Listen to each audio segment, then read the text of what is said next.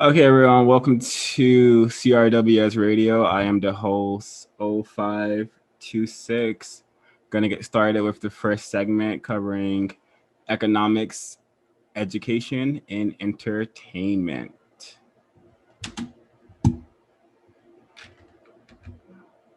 So therefore, this thing about a human race, if you think about it logically, and here again, counter-racist codification calls for a person to think in terms of following the logic.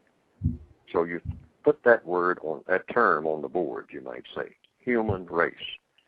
Now, what is a human? Well, a human is a humane person to start with. A person who is humane, a person, and what do you mean by humane? Well, presumably it would be a person who doesn't mistreat people. That's what humanity is about. Mm-hmm. And then if you add the word race, it's all out of order. You've done something that's completely out of order right there.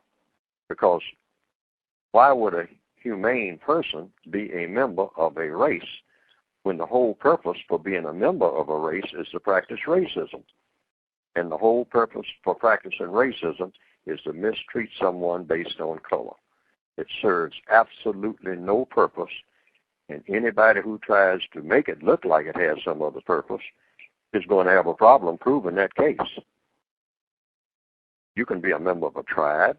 You can be a member of a philanthropy organization. You can be a member of a religion, whatever that might mean.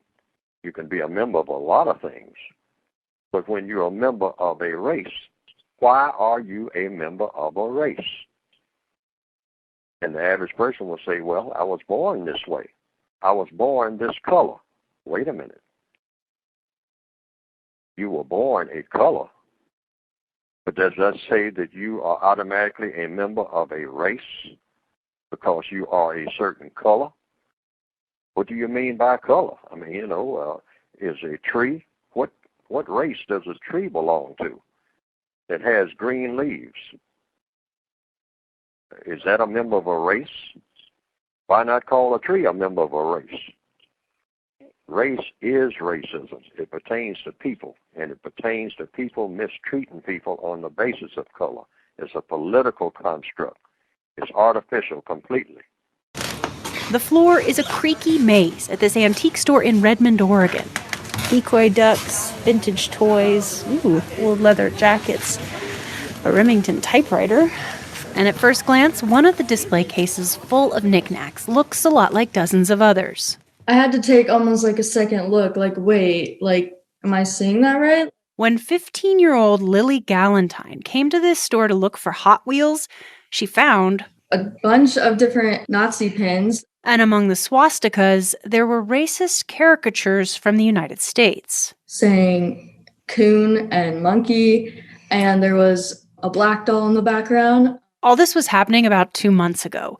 Lily remembers feeling a rush of adrenaline and fear as she called her mom, Andrea Utz, over to the case. I think we were just kind of a little stunned and then disappointed and then just like, oh, here we go again. Again, because last summer, the family was confronted with racism in their own neighborhood. We put up a Black Lives Matter sign in our yard, and maybe a day or two later, it was stolen. It was gone. So they got another sign. And then probably a day later, we were just sitting at the dinner table having dinner, and the doorbell rang. The sign was gone again.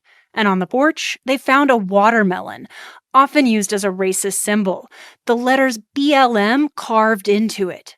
Lily's mom, who is white, is still shaken. I'm not going to let my daughter, who's a person of color, walk around, even with her friends, alone at night here. The town where they live is 90% white. That's no accident. It has intentional roots. Oregon's constitution originally forbade black settlers from moving to the state. Black exclusion laws were on the books until the 1920s.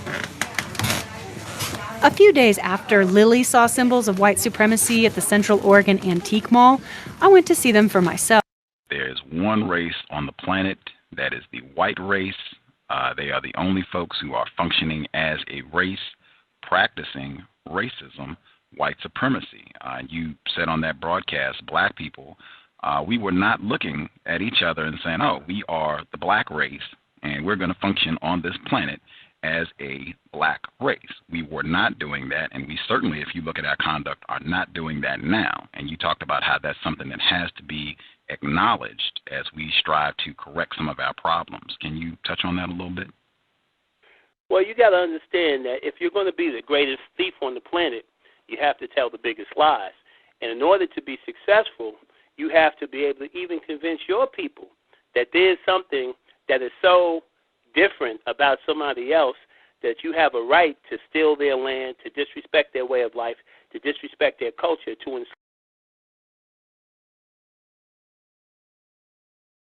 by the elite among the so-called white race. Anybody who does a scientific study knows there's no such thing as race. Everybody essentially is a human being with genetic roots from African people. That's just the scientific reality. So, but that does not mean that the social reality mirrors the utopian vision that the science might give you. The fact of the matter is just the opposite. Nobody respects the fact that genetically, origins traced to Africa is undisputable. What people concentrate on is their ability to rob, lie, and steal using this fallacy of racism. So white folks are not prepared to give it up, not even the poorest white folks, because it gives them a competitive advantage.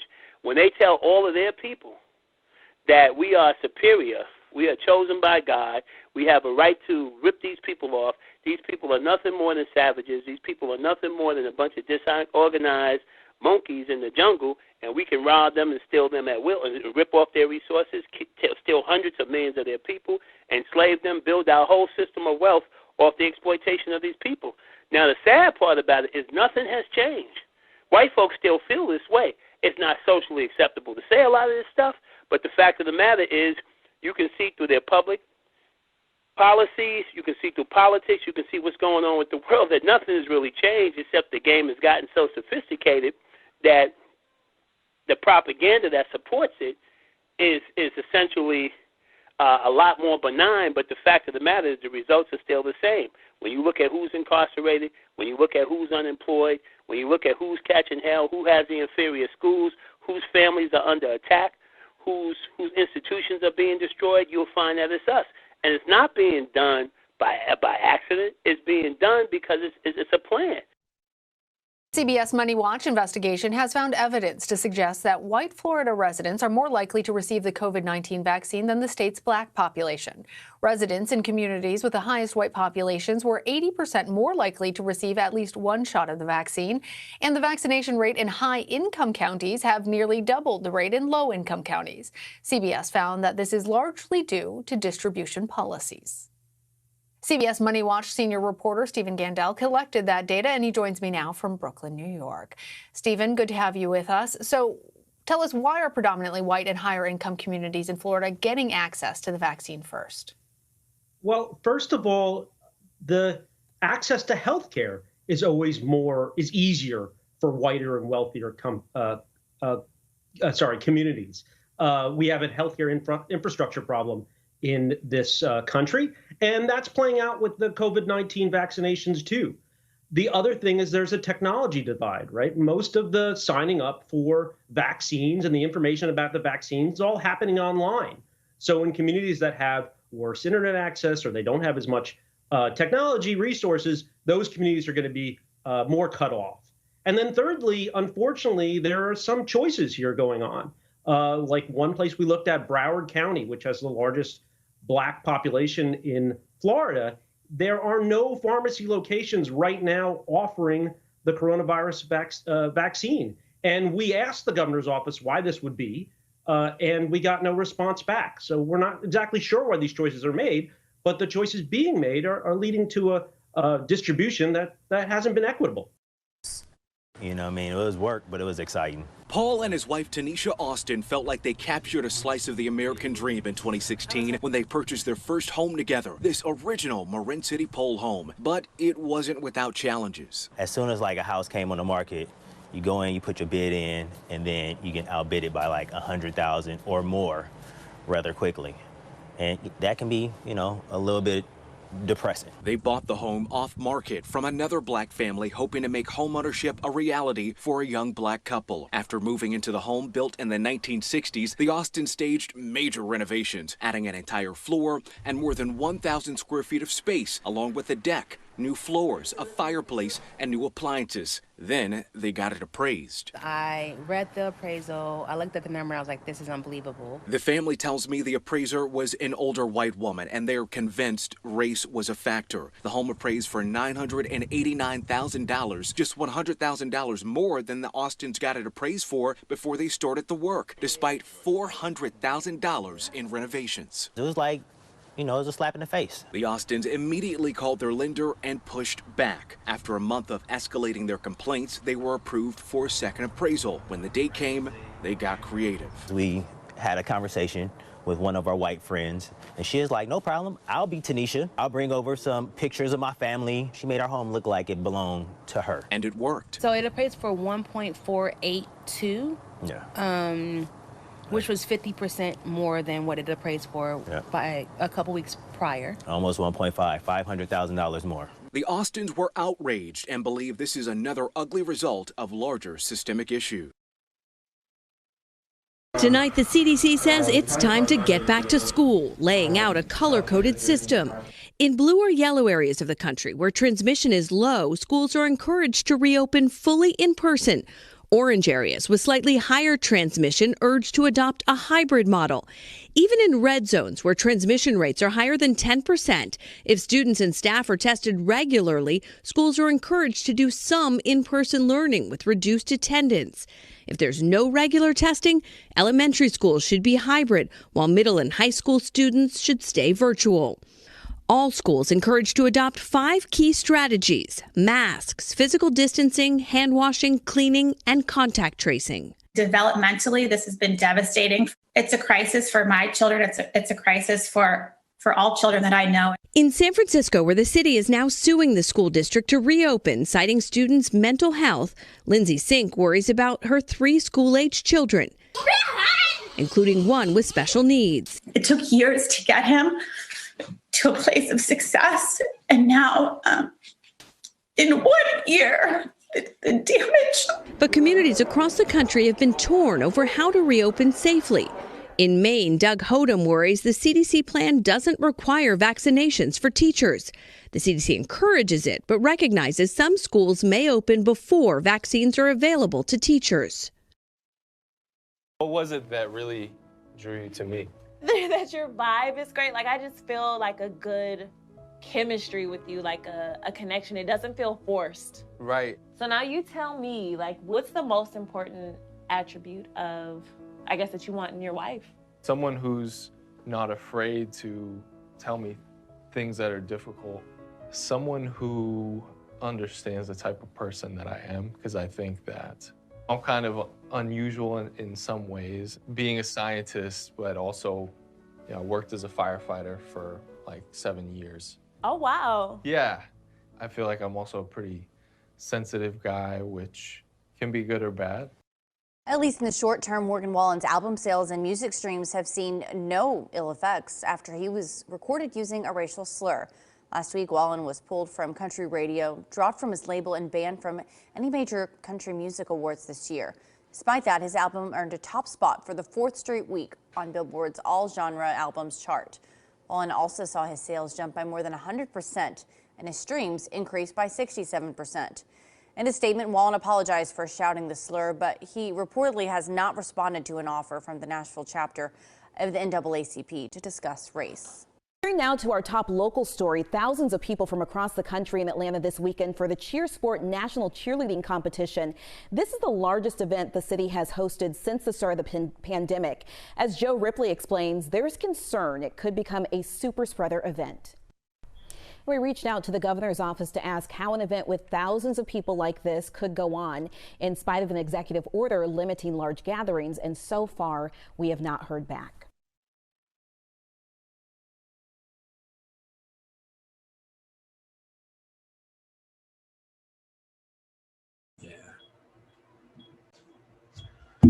All right, that concludes segment 1. CRWS Radio. I want to discuss a lot. Well, I hope these clips shine a good light on racism, white supremacy. I hope everyone was able to gather some well-seen moments, some marimba moments, some Neely Fuller moments from what we just listened to. Opening comments for me. I think a really interesting clip is the involving an area of economics where the couple has to bring in a white woman to help them with their appraisal on their home. Clear example of racism, white supremacy, more in the line of continued redlining, continued preventing Black people from getting so-called success. But if you understand racism, white supremacy, you will understand that there's no such thing as success when it comes to Black people. One can only survive the system until it is replaced with justice. Another thing is what caught my ear was the first clip with the Black female being terrorized with the racist watermelon and her finding the racist caricatures and racist objects in the antique museum. She's a offspring of a tragic arrangement, so I can only imagine how horrible or how I can only imagine how horrible her upbringing is, and this is why we should not be engaging and having babies, offsprings with white people, because they have to deal with stuff like this, and then you have a white mom who I'm sure is not telling her the exact truth of what's happening. I don't think the mother has helped her to understand racism and white supremacy, unfortunately. But I'll stop there, leave it room for any other people to comment.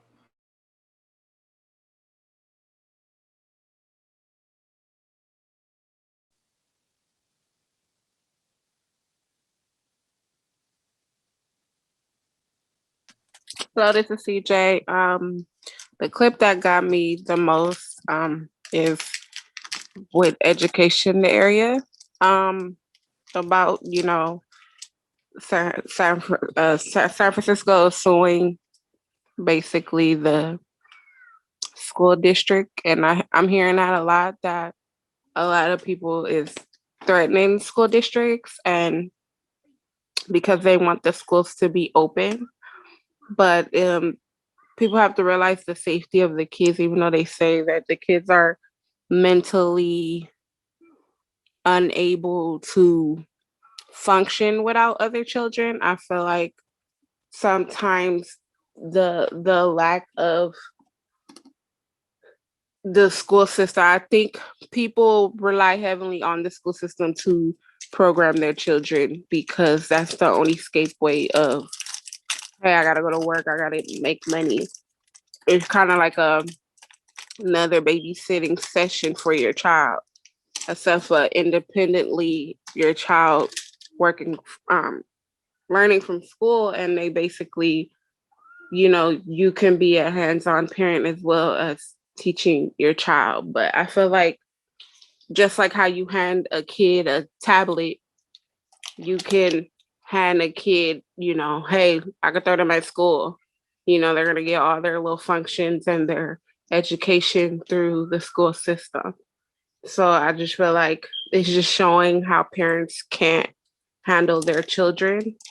And if you can't handle your children, then this is just the main functions of why you shouldn't be having these amount of kids, especially in this system.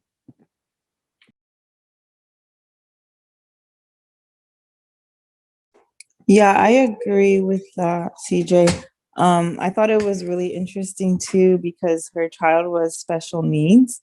And I just think it's like really interesting how because people are not being provided with the help now that everything is from home, because everything has been run so inadequately.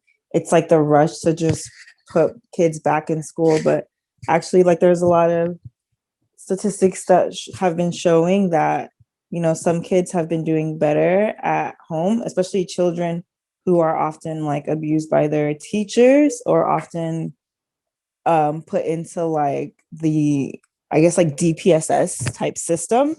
There's a lot of less of those occurrences right now because people are white, especially Black children, are away from, you know, like these racist white teachers who want to take them away from their families.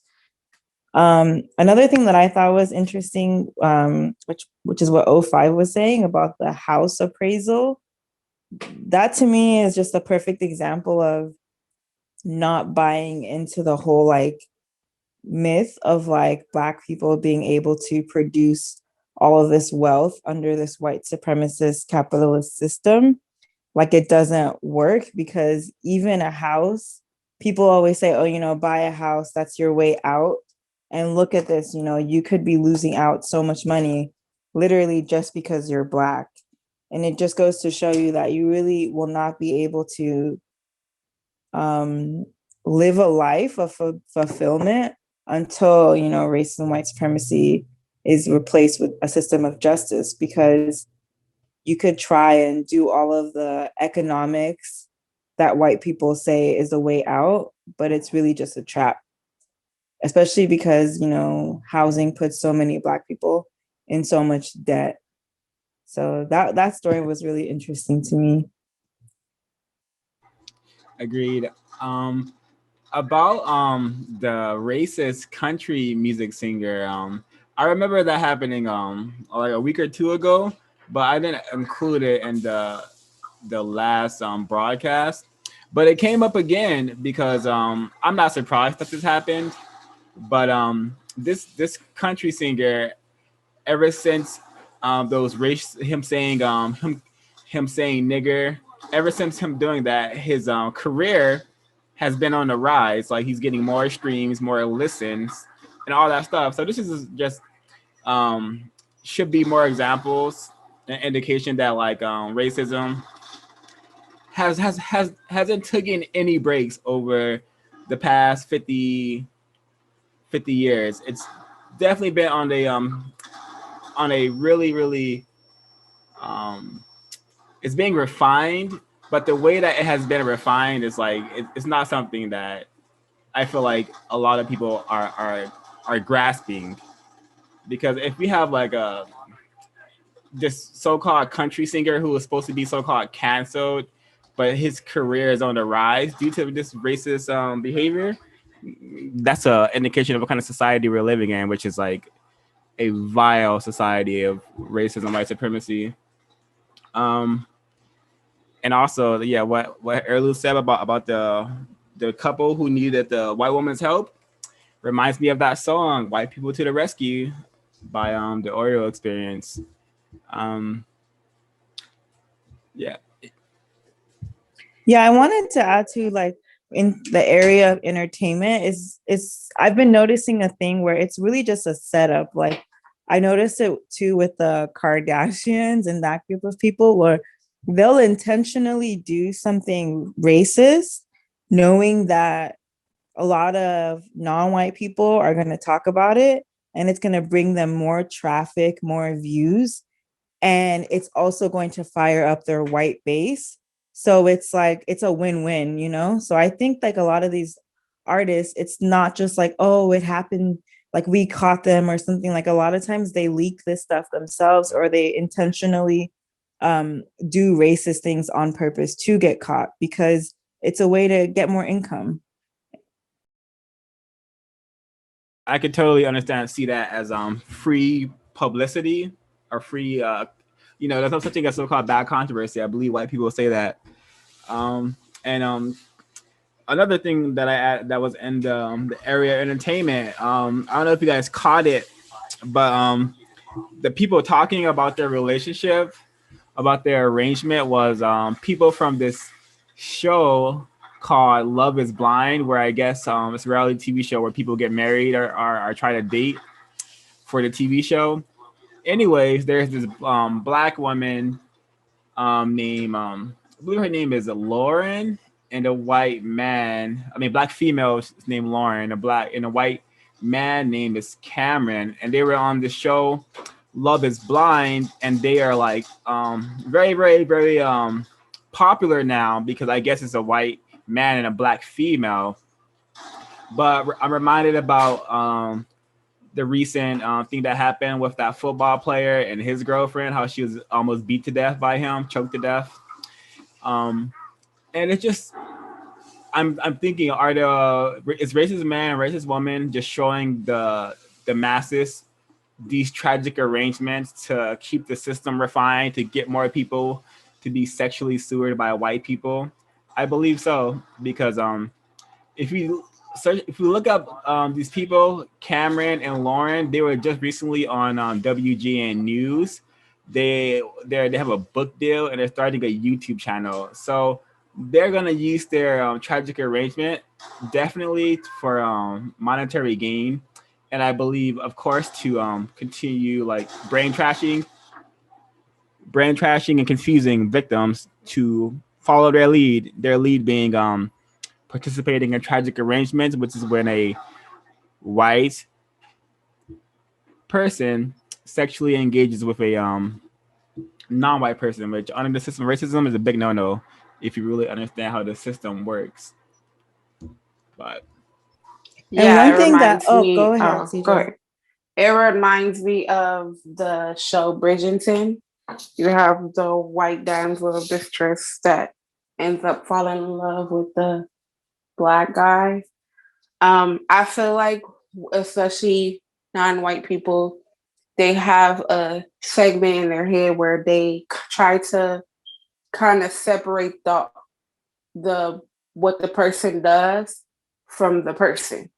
So no matter how horrible or how consumed the person is, if they do a little good or if they just love their music, they'll separate the bad behavior of that person to reflect like, hey, I'm going to still listen. I'm going to still watch. I'm going to still whatever, because I think the comfortability of being comfortable or just sitting in this system is all they feel like they can tolerate and deal with. Thanks for saying that, CJ. It is very common. I like to describe it as well, your thought gives me this new thought of it's like disassociation, like black victims who are engaging in a relationships with white people. They're really good at disassociating themselves with the system of white supremacy. I would say every black person, every victim is very good at dissociating themselves with the system of racism. This is why we're in this mess, because very few black people will focus on this problem and attempt to solve it. But victims who are in a tragic arrangement, they do a even better job at disassociating themselves from racism, because they can't have it in their brain computer that this white person is helping the other white people destroy black people, make black people confused victims who hate themselves and mutilate their bodies in millions of ways. So a person in a tragic arrangement, that's all I have to say about that. I could go on about. I'm just going in circles because the people here have definitely experienced what black people do in tragic arrangements, and to say the least, it's very destructive patterns of behavior, lots of confusion, and I would say even lots of self-hate that is either trained from their whoever they're being sexually sued by, or just the regular training that the system gives us. 0526, I put something in the chat. Do you think that you could share your screen and show it really quick? Because I think it's really emblematic of what you and CJ were talking about.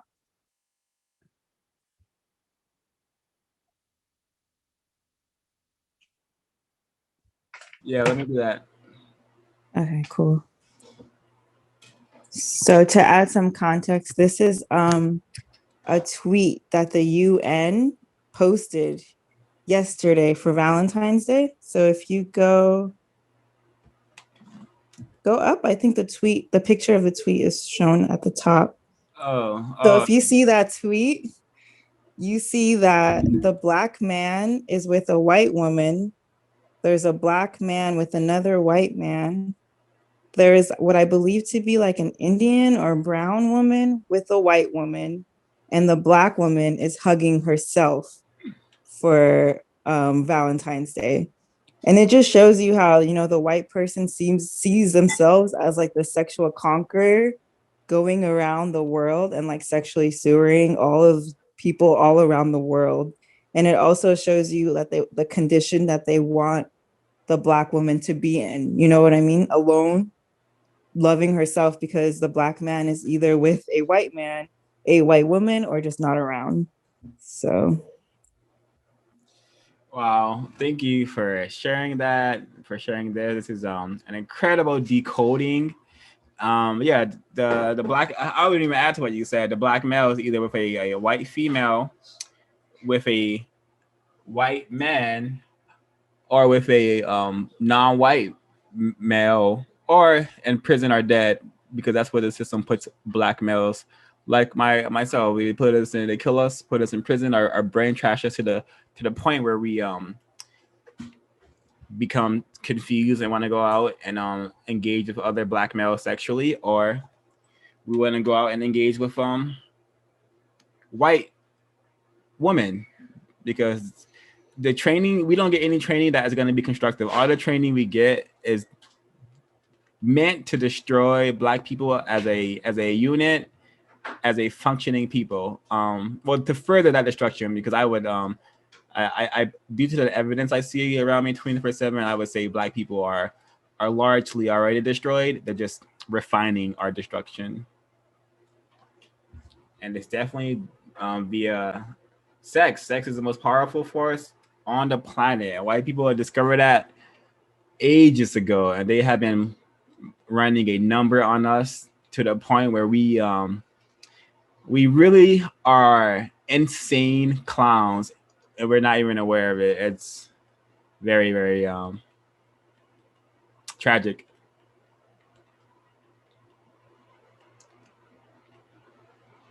I think most people, or not most, but some people don't know the destruction of their own selves. And they think it's a tolerable thing, like, oh, okay, well, white women are easier and, we can get them to do X, Y, and Z as opposed to a Black woman, a Black female. But in this system, you are the quote unquote white woman to the white woman. So as much as you feel like you're easy to control her, or she's just easy to come by, you're easy to get and you're easy to refine to continue to feed this white supremacy system. So I don't think logically a lot of Black males don't see it in that way. And then Black females that do date white men feel like, well, Black males are just trying to be territorial. They want to date white women, but they don't want us to do it, kind of thing. But I feel like a lot of people don't see the bigger picture of the issue. They only see the surface.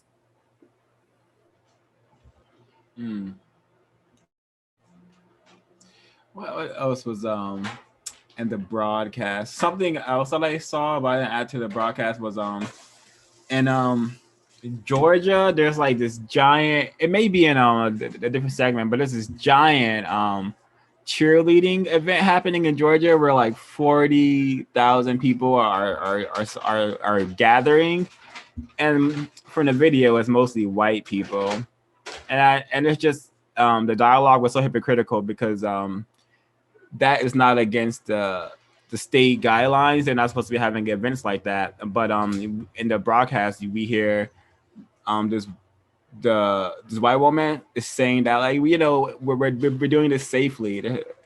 It reminds me of the Yurugu, because they will, like, seek and destroy. It's like they'll say one thing, but the reality will be totally, like, hypocritical and not what they're saying. And that's just, I guess that's just what white people do, just their nature, to just be totally hypocritical and liars. I think that's just something you just have to expect from white people, and not be surprised by it ever, and not even make any just never be surprised when a white person lies to you. It's like, a little kid tying up their shoes. It's what they're supposed to do. Yeah, one thing that I've learned during this whole COVID thing is that the rules literally only apply to non-white people. White people can make the rules and then not enforce their own community to, like, make sure that they're like following those rules. They don't have to follow anything. It's the rules are literally always made for non-white people. Agreed. What else was in the? I'm trying to.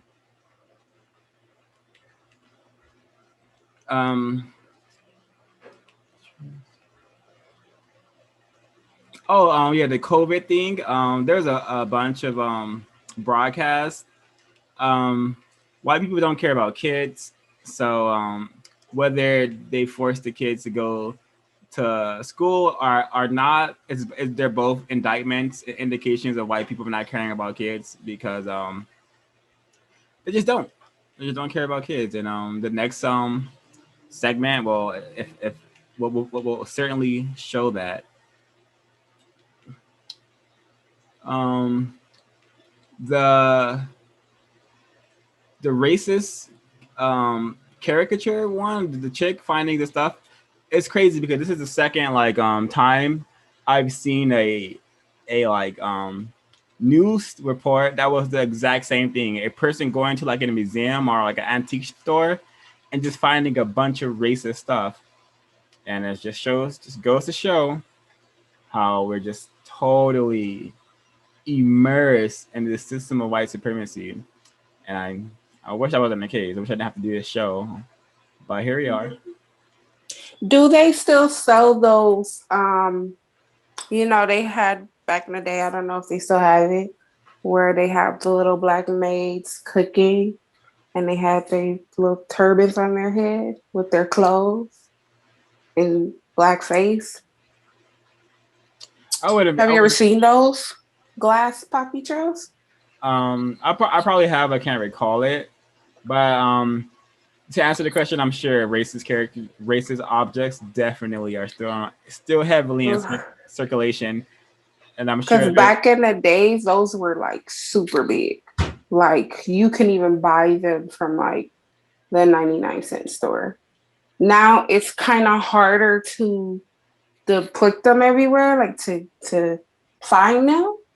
But it was so easier then, and it used to be so normal to us to see those. We used to have like a whole bunch of them with different colors.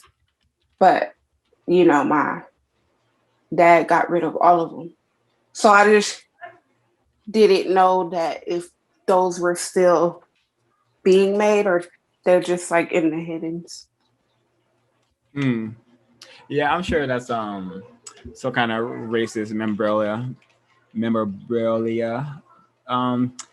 But I was just gonna say that I wonder how many racist suspects like spend a lot of their time and energy collecting stuff like that. Racist images of black people. I'm sure there are tons, because white people love collecting things. So we had Dahmer collecting black male genitalias and body parts in his freezer, and I'm sure there's some Karen collecting these racist caricatures. Actually, to tie in what we were talking about the entertainment area and this, like, I don't know if you guys remember when, I don't know if it was like Gucci or some sort of clothing line where they were selling shoes that looked like those Sambo characters on them. They had like the red lips and like the big eyes and stuff. And you could tell they totally did it on purpose, knowing the history of it. And it was just to get a controversy, just to like get more people to talk about their product. And then people will be like, oh, well, I want to buy something Gucci, because even when Black people, even when like a company is doing something obviously racist, like, oh yeah, Dan put it in the chat. It is the Gucci sweater. Yeah. Even when a company is doing something openly racist, Black people will still buy from them without really thinking about it. You know, if anything, it'll make them want to buy from them more, because that's how propaganda works. Once the company's name is in your mind, you're like, oh, I want to buy from there. Yeah, exactly. Here Yeah, like this is just the maximum disrespect of Black people, because there's no way that this is acceptable. This is literally like just a racist attack right here. And I remember when I saw it, I just like, okay, racism, that's it. But when I saw it, I did not understand racism to the depths that I do now. But yeah, this is disgusting. I remember one of my artist associates painting this. Don't know if they painted it for constructive purposes or just personal purposes. But this is funny and tragic, actually. It just shows the lack of self-respect that non-white people have for themselves, and that the white collective can just continuously disrespect us and show us in a certain way, and we'll think it's okay. Yep. No, like, and there's still millions of Black people who are killing themselves and emptying their bank accounts for white designer products, and it's like these people don't care about you, and if you really want to know what they think about you, here it is. You know, I recently discovered on actually getting into what white people think about Black people. I discovered a new website similar to Chimp Out. It's called Chimp Mania, and the racist code is being refined like crazy, because on these racist websites, they don't say a Black person was killed or murdered or anything like that. They say a Black person was goodified, which means deaf, and they're racist in a racist code. So I'm reading like forums. It says Black male, well, just racist, basically nigger goodified during this event. So they literally call our deaths and our destruction goodified. So we should like understand what we're dealing with and how these people think and what they think of us, in order so we can counter them constructively, because this thinking white people are sweet and innocent. This is why we're in this state that we're in. We should not be trusting people who have the ability to practice racism. It's just the most illogical thing that we can do. But understanding the system, you must understand that white people have been trained to be illogical and emotional, which is two combinations that will have a hard time getting things done. And like, even if these companies didn't make money from selling this type of racist stuff, they get like energy from it. You know what I mean? Like, they get energy from always making sure that non-white people, especially Black people, know what place they're in the hierarchy. I think it's a problem that Black people value these white designers instead of valuing their own Black-owned designers. With whatever that they made, we can make as well too for ourselves. But I just don't understand the material of trying to hang on to something materialistic. Like, I knew somebody that brought, like a well-known name brand bag, and she was like, oh, well, he said something really racist and X, Y, and Z, but you're still buying his bags. So what was the justification of telling me, but you don't care. You're still gonna buy it just because of the name. You want to look the part. She don't want to be the part. Yeah. Yeah, I think it shows how aware non-white people are of like their like how much they are subordinate in the system, that they're just gonna buy it anyway, because there's no point in like standing up. There's no point in having like self-respect, because they're already so beaten down just by by the history of everything that we've been through, that it's like, why even try? I might as well just like try to look good, you know? I guess a fashionable slave is what they want to be called. Yeah, that's exactly what they are. This is a very logical way of looking at the situation, because every black person is a slave. It's about what kind of slave are you going to be in a system? You're going to be a serious slave trying to solve the problem, or a happy slave moonwalking, twerking to the next party, the next event, totally oblivious that your death, destruction was planned before you were even born, and here you are having a good time. And it's just tragic. I don't hate a lot of things, but I do hate the situation. Actually, I don't hate the situation. I just totally understand the situation enough that black people are in to be like, wow, this is what you are using your time and energy for, to live stream yourself waking up and smoking a blunt every morning. This is what you do, and it's just not a lot of constructive. It's just tragic that everyone in my victim unit, besides about one person, is totally brain trash. And just should go through the show, the assault on black people. Like, yeah, my victim unit was put in a blender. I don't have any kind of racist people in my family besides one person, and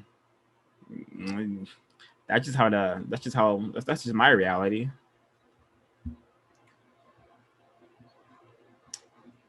Should we move into segment 2? Yeah. Yes. Alrighty. All right, everyone, welcome to CRWS Radio. We're going to be starting segment 2 shortly. Right now, actually.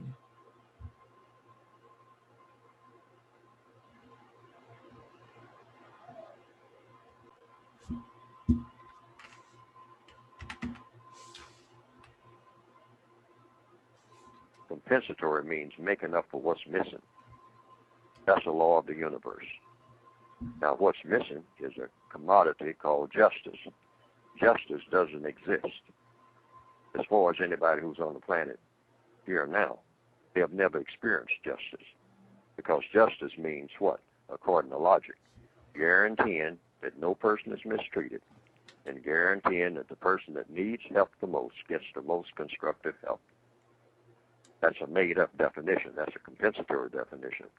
Because another thing, under the United Independent System, that a victim of racism has to do, you have to make up definitions of terms. Because many, hundreds of the terms that have already been defined are designed to make what is strong stronger. And what is strong is the system of racism itself. And words are invented, and new definitions are given to words in order to make the system of racism stronger. So you weaken the system when you change the definitions of words. And you do this openly. You announce that this is what you're going to do. Why? Because it's the correct thing to do. Because racism has no business in the affairs of people of this planet. Farmers is a lifeblood to any nation. Without farmers, you're not going to eat. Farmers are what you need to build nations. We don't need more rappers. We don't need more singers, and they're fine for entertainment. We need more farmers, especially within the Black American, community. We need there's a lot of farmers on the continent. My God, there's so many farmers on the continent, and those farmers on the continent grow food. What they've been growing for thousands of years. The fruits and vegetables are so much better over there. They're not putting all that nasty chemicals they do here in America. But black farmers, have dwindled down almost to the point that they're rare, which is sad. Now, black folks out of slavery, we did all the farming, we did everything. But these people, ever since slavery, have been on a attack of the black farmer. So in 1920, black-owned farms made up of 14% of the industry.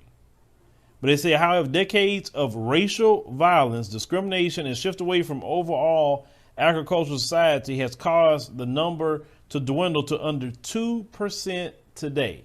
Think about that. Black people had 14% of the farms, and now it's under 2%.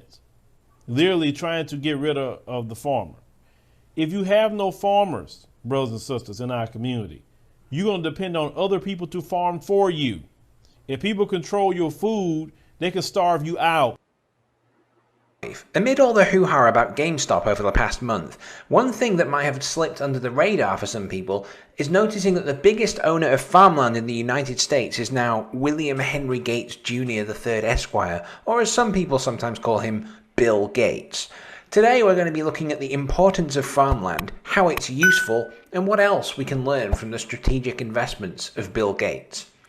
According to landreport.com, Gates' 242,000 acres of productive farmland in 16 states qualifies him as the top private farmland owner in the country. Of all the things Bill Gates could invest in, few are more central to the preservation of life than the food supply, and this is particularly relevant at the moment. Since the start of the pandemic, global hunger has exploded, with starvation levels increasing in many parts of Africa and food banks being overwhelmed across the West. At the same time as that, a report released yesterday by the Food and Agriculture Organization of the United Nations revealed that global food prices rose for the 7th successive month. The cereal price index rose 1.1% from November, and export prices for wheat, maize, and rice all rose higher, in part due to concerns over growing conditions and crop prospects in North and South America, as well as the Russian Federation. It is well documented that cold conditions have a negative effect on crop yields, and 2021 is no exception to that. The recent freezing weather is likely to lead to shortages in commodities such as food, and we must prepare accordingly. House impeachment managers say they don't view the Senate's acquittal of former President Donald Trump as a failure, saying they proved their case. And NPR's Carrie Johnson reports Trump's legal troubles are far from over. Trump faces legal jeopardy in several ongoing investigations. The district attorney in Fulton County, Georgia, is looking at possible interference in the 2020 election there, including Trump's demand that the Georgia Secretary of State find enough votes for Trump to win. In Manhattan, the district attorney has been investigating Trump's business interests and his family members for possible evidence of tax, insurance, and mortgage fraud. And in Washington, D.C., local prosecutors are looking at Trump's role in the riot at the Capitol and his inaugural committee. Trump also faces a civil lawsuit from E. Jean Carroll. She's a writer who says Trump raped her in the 1990s and defamed her after she came forward. I'm so scared for these women, so scared for them, because they don't have anybody to keep them safe. And it kills me to know that that could have been me. Toni Bolton couldn't hold back her tears as she described what she experienced as an inmate at the Edna Mahan Correctional Facility for Women. Something needs to be done. You're talking about human lives. You're not talking about a bug. You're talking about human life that is scared from the point that she wakes up to she goes to sleep. She's going to make it home to her kids, to her parents, to her brothers, to her sisters. The 38-year-old ex-inmate spent 6 years at the facility, where she says she witnessed sexual and physical abuse by correction officers. I watched him literally grab her from the top bunk and body slam her onto the ground, where they commenced in beating this girl up, kicking her, punching her. I have a girl right now whom I speak with constantly, and she was sexually assaulted multiple times, and her and I spoke upon it, and just how I just explained to you, the same thing. You do what you have to do until you get out of it. Because at the end of the day, they do have the power to take our lives.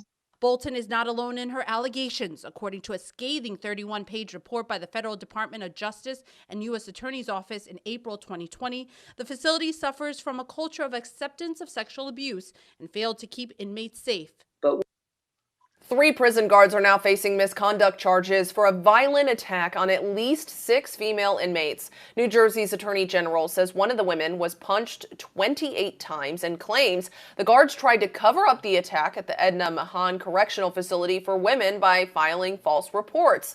Dozens of corrections officers at the facility were placed on paid leave last month following allegations inmates were being brutally beat and then sexually assaulted. Governor Phil Murphy named an independent investigator to look into the allegations.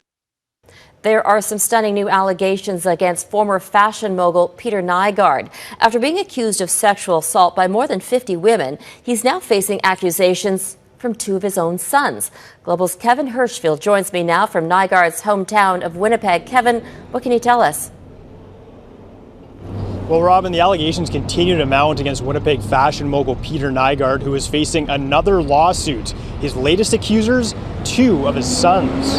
In the latest lawsuit, the sons allege their father ordered his girlfriend, who the suit claims is a full-time sex worker, to statutorily rape them 14 years apart when they were teenagers. The first complainant alleges Nygard's son was flown from California to Nygard's Winnipeg home in 2018 at 14 years old, where Nygard orchestrated the alleged rape to, quote, make a man out of him, according to the court documents. But the accusations state this wasn't the first time Nygard had arranged the alleged rape of one of his sons.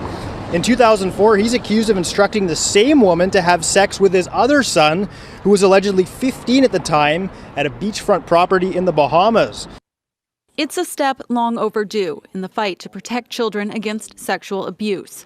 France will finally set a minimum age of sexual consent.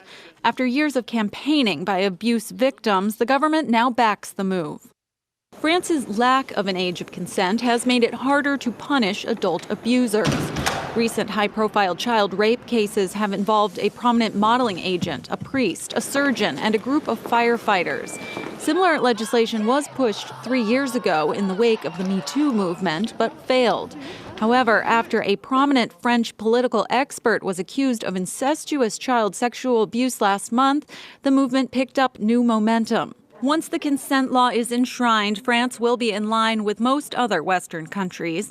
The crime will be punished by 20 years in prison. Anyway, white people are trifling, dangerous. Their whole culture, I think, Dr. Mwalimu Baruti, their whole culture is sexual deviance, pedophilia, so-called homosexual behavior. That's their whole culture, their whole history, and that's really our whole history with white people, being sexually terrorized from toddler to, 80 years of age. That's our whole history with white people, and I would hope we would be motivated to really get on our job to replace white supremacy with justice immediately, or we can look forward to more of these sorts of stories and details. The LAPD has launched an internal investigation after complaints of a shocking online post was being shared by officers. Now, this letter was sent to the Harbor Division of the department. It's from the commander condemning the reported post. The post allegedly shows a photo of George Floyd with the caption, quote, "You take my breath away," end quote. This was all in a Valentine's format. The letter says Chief Moore is disgusted by the post. However, the LAPD tweeted that it hasn't identified any actual postings in the workplace or identified that it was, in fact, our department employee who created the image. The department also says that it has a zero tolerance for this kind of behavior. It shouldn't come as a surprise. Another weekend in Queensland, more teenage criminals running rampant. We need to get the balance right on community safety out there that just is not there at the moment. This is one of the latest groups arrested. Hunting in a pack, police say they bashed a man 3-on-1 to steal his Mercedes on the Sunshine Coast. They were stinged and chased down by police dog Bo in bushland. This from the Gold Coast this morning. Free all the boys, the dogs! 3 boys, one just 14, rounded up, arrested after raiding 2 chemists and a BWS. One of the guys had said that the guys in the car had then tried to swerve at them as they made their escape. It's just disappointing. Like, obviously, we want places to be safe. That's disgusting. They've all been slapped with more than 20 charges, including serious assault police. This is not just a policing problem. This is way wider than that. Queensland's youth crime crisis, none more prevalent than on the streets of Townsville. Assistant Commissioner Cheryl Scanlon spent a lot of her career up there, has seen the town change and admits the challenge is huge. I am daunted by what this actually means, but I'm also confident that the support is there. They are already making inroads. 45 people, including 23 juveniles, charged in the first week of the operation. Regardless of whether you're an adult or a child, if you break the law, we will get you and we'll arrest you and take you off the streets. What's happening now is a Latino is the #1 minority, and they're putting the Latino community against the African American community. And they're sitting back and causing all this mess up and sitting back on the sideline and profit from it, like the gangs in L.A. All these guys are fighting over turf that they don't own. But the white man would give one group of people more than the other group and cause animosity. That's their game, divide and conquer. And if you're not quick to recognize it, you get caught up in it. David, up to 25,000 asylum seekers who've been living in Mexico now getting some relief. They soon will be able to come to the U.S. to make their claim and carry out the process. This comes as the number of people captured at the border has been increasing in recent months. Last month, averaging 3,000 per day, up more than double from this time last year. The new Homeland Security Secretary, Alejandro Mayorkas, saying that the Biden administration is simply having to rebuild the asylum system from scratch. David, it will be a delicate balancing act, and it remains to be seen if this trend will escalate or overwhelm the system.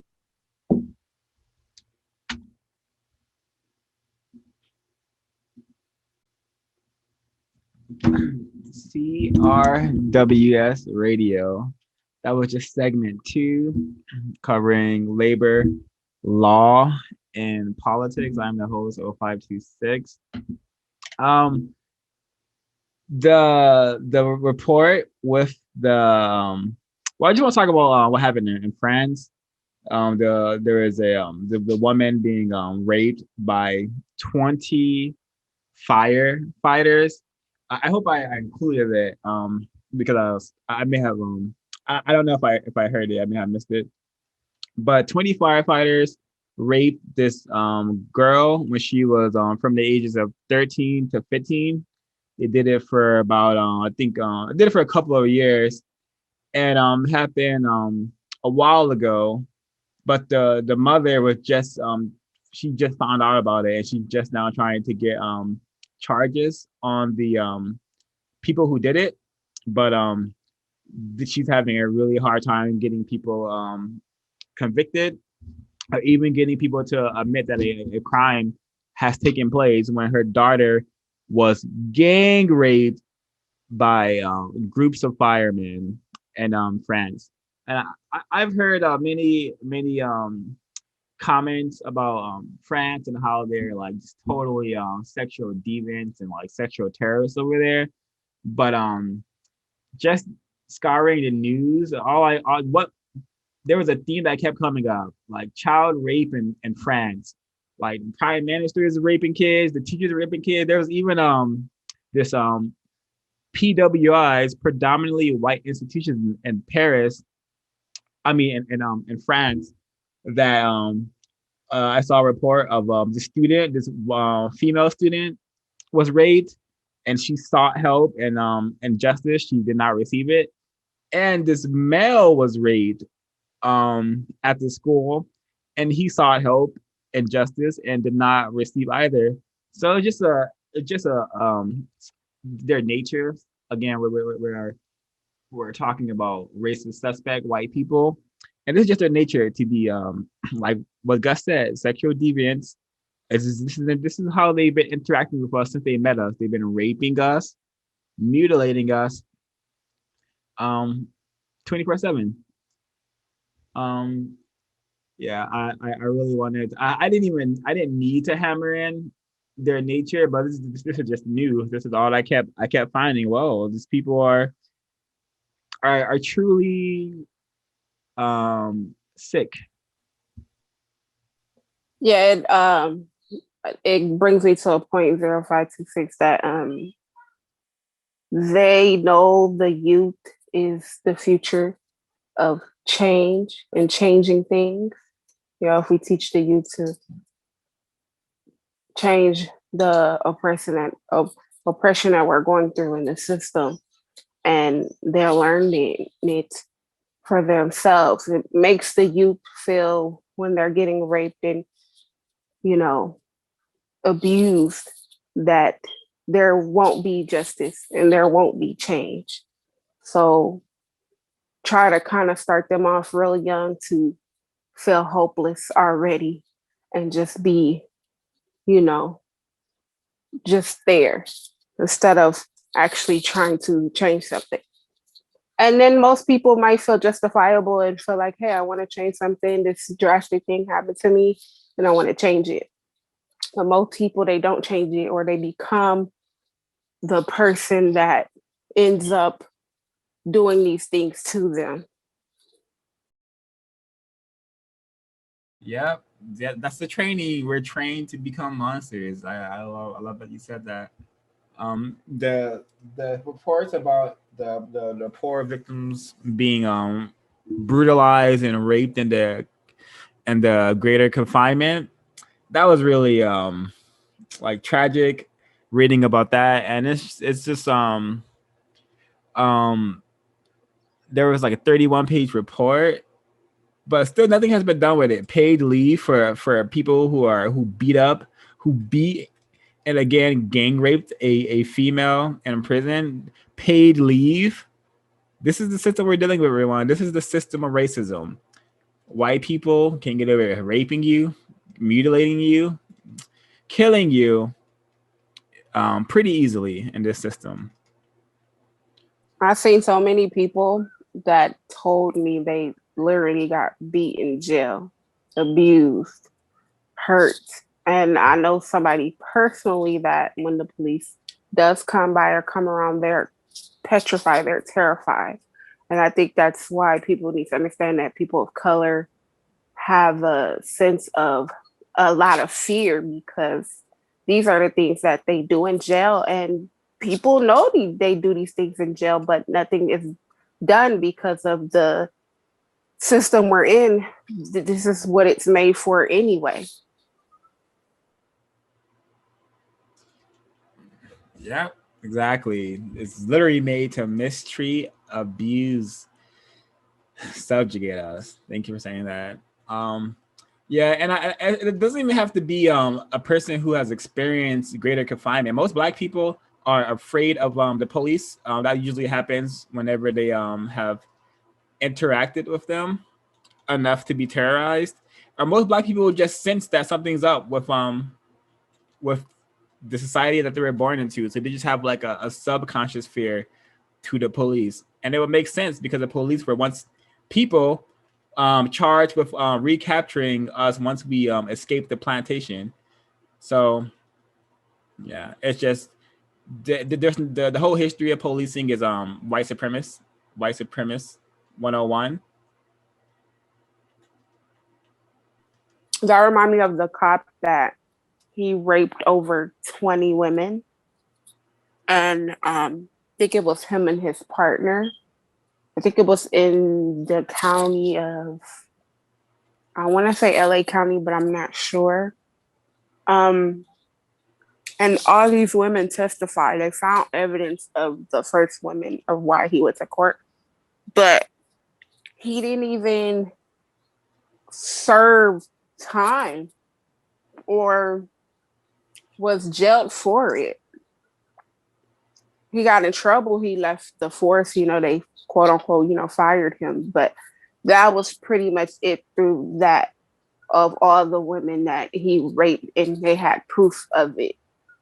It's just the system, don't care, but that doesn't mean that it can't change. It all starts from us individually to come together and kind of come independently together to fix this system. We have to care about ourselves more than they care about us, because they're not going to care about us. They don't see us as humans. Agreed. Yeah, and yeah, black people need to. I would say black people need to get it together. I don't like hearing black people need to come together, because every time they come together, something destructive or unconstructive happens for the most part. But black people need to get together and really start understanding the system of white supremacy, and that none of this is ever going to change. White people will never wake up and say, okay, we had a good run, let's produce justice now. That's never ever going to happen. It needs to be in effective numbers, black people practicing deep self-respect, no more participating in their brain trashing, no more participating in their destruction and ghetto glorification. This is what needs to happen. Black people need to really get it together, and I hope that will happen before I leave this planet. And due to logic, it can happen, but due to what I'm seeing 24/7, it's gonna take a while, but it needs to happen. I wanted to talk about the farming. Um, I'm really shocked that there's not a lot of black farmers. Um, I know farming is important in my family, but of course they're not all Americans. And my aunt has her own farm. But to understand that farming is so important because of the gist of that, they can balance our food. They can put all kind of chemicals in our food. And on top of that, they can charge us how much they want us to eat and how much we can afford to eat. Basically, if we eat or starve. And that's kind of like our main functionings and of importance of eating and sleeping. But to know that farming in America is, the black farmers is only 2%, is kind of like, they have to understand it's not just about the money, but it's just about what can you produce for yourself within your body and for your own family unit or your unit, survival unit, and for the black community and the non-white people for that. And on top of that, I didn't even know Bill Gates owned so much farming, but I figure because he's ahead of his, bull area that he does, all the things he does for the children in Africa, the horrible things. So just to know that he's into that, he has like a whole bunch of farming everywhere. People need to get into it, but I know it's kind of hard to get land and property. They kind of try to hinder us from that, but you can always start in your yard. You have a front or a backyard. You grow, your little garden there. You can always start somewhere before you get to the bigger picture. Well said. Yeah, I know that there's. Yeah, it's really. I'm just gonna say, be really sure. It's really suspicious that Bill Gates has like secretly bought all this farmland. He's definitely a really. I'm very suspicious of Bill Gates. He's a very very powerful racist suspect who has the money to do quite a lot of things, it seems.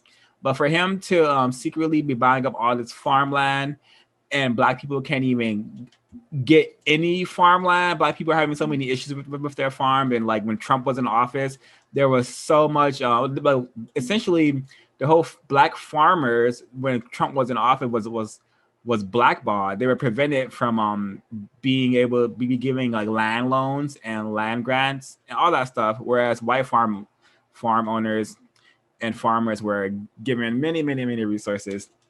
So, yes, Bill Gates, racist suspect, really suspicious. Tamara, you wanted to say something? I mean, Heirloom. Oh, yeah. So the first thing I wanted to say was I wanted to respond to what CJ was saying about the farming, because I know that there's a thing called, have you guys heard of like woofing, worldwide or organic farming or something like that? And I know like I obviously it's steeped in white supremacy, but I know that you can get like a grant or a scholarship, and then you can actually like work with a Black farmer and like build a Black farming network. So that might be like something that people could look into to at least like be able to get that type of information and get that type of skill, because I think it's really necessary. Another thing I was gonna say was that the section about France I thought was really interesting, because I think it was maybe like 3 or 4 years ago, Roman Polanski, who was a director who raped a 14-year-old in America, he moved to France and he got like an award for like a best director or something just a couple years ago for that. So that's pretty interesting in terms of France having just like low sexual morals. And so yeah, that makes a lot of sense. I would say that, yeah, that's all I have to say. But yeah, I think people should look into like that type of farming. It might be helpful. Yeah, that's very interesting. I never knew that. Because it's even when you try to plant and grow things in your yard, it's a restriction, especially in California or out here. They have people that come to assess your plants. Or if you have like a big tree in your front yard, it can't grow a certain amount, or it can't pass this, or it has to be healthy. Like there's people that could assess your things and determine if, hey, you need to cut this out, or you need to cut this off, or you can't grow this anymore. So yeah, farming is so important, because once we start growing our own food, there's so much more that we'll be able, that we still can do. But I just feel like people have to start being interested in doing that. And I feel like people are so used to having somebody else kind of cater to their food that they get lazy and feel like that's not important, when actually it's one of the most important things. Yeah. Yeah, and just like how, COVID was kind of like predicted in the news for a long time that we would have a pandemic like this. Like food shortages is something that's definitely going to be seen in our lifetime, like food and water shortages. Like recently, California opened up a market for their water in California. So water in California can be traded on the market, and they know it's because water is a very like hot commodity in California, because we're so drought. We have droughts so often, and so like the white supremacists are aware of this stuff, and a lot of our land is over farmed. And just like the video said, because of these unpredictable weather patterns, like a lot of the food that we're gonna get is gonna be like much more expensive, or we're not even gonna be able to get it the way that we used to. So I think it's really important for us to try and at least learn it if we have the resources, or instill it in like our kids. I don't know how we can set that up, but I would be interested in setting something up where we could at least just learn how to at least build like a community, or not a community, but like a local space where you could farm. But then also it's kind of tricky because of eminent domain. The government could just take that land if they saw that Black people were doing something independent. So You're so right, Heirloom, because back in the day, they used to have a lot of communities where people would grow things in this like gated little little farmland, And I used to see so many of those to the point where we rarely see them now. And when you do see them, you're like, wow, they're still doing this. But it's like, it's not enough of those now. And it's to the point where food is even hard, especially for women that have WIC as well. You know, certain cereal brands are making sure the ounces of the cereal don't match up with the WIC so that you won't be able to get it. So cereal brands are doing that, and different brands are doing that so that the people off WIC won't benefit off of it. I think people don't understand that this is part of their system of controlling us. Of course, we're not going to be properly functioning to function on our own if we don't even eat properly from the start. Yeah, like I was just so heavily victimized by the system of white supremacy. I like the idea of a black farmer didn't even enter my mind until I was 29. Like I cannot even comprehend like a black person growing food, which is very tragic because we need food to survive, and I'm just so used to relying and being a victim of white supremacy. I have totally been ignorant to the reality that wow, white people, yeah, and even if we do have, unfortunately, even if we do have farms, Dan brought up a really interesting point in the chat about the usual suspects, the racist man and racist woman. They can just like either poison the land or give us fake seeds or give us seeds that won't flourish into the foods that we need or to healthy food. So they have a lot of ways of sabotaging us, but we should still attempt to do constructive things like be farmers, make a farm if we have that ability and time and energy, because it's very, very important. It's nice to know that at least one person in this group has a victim unit with a farm, something like that. I know me and my racial mate are gonna start growing some sort of foods quite soon because it's racist man, racist woman, they're tired of taking care of all these people.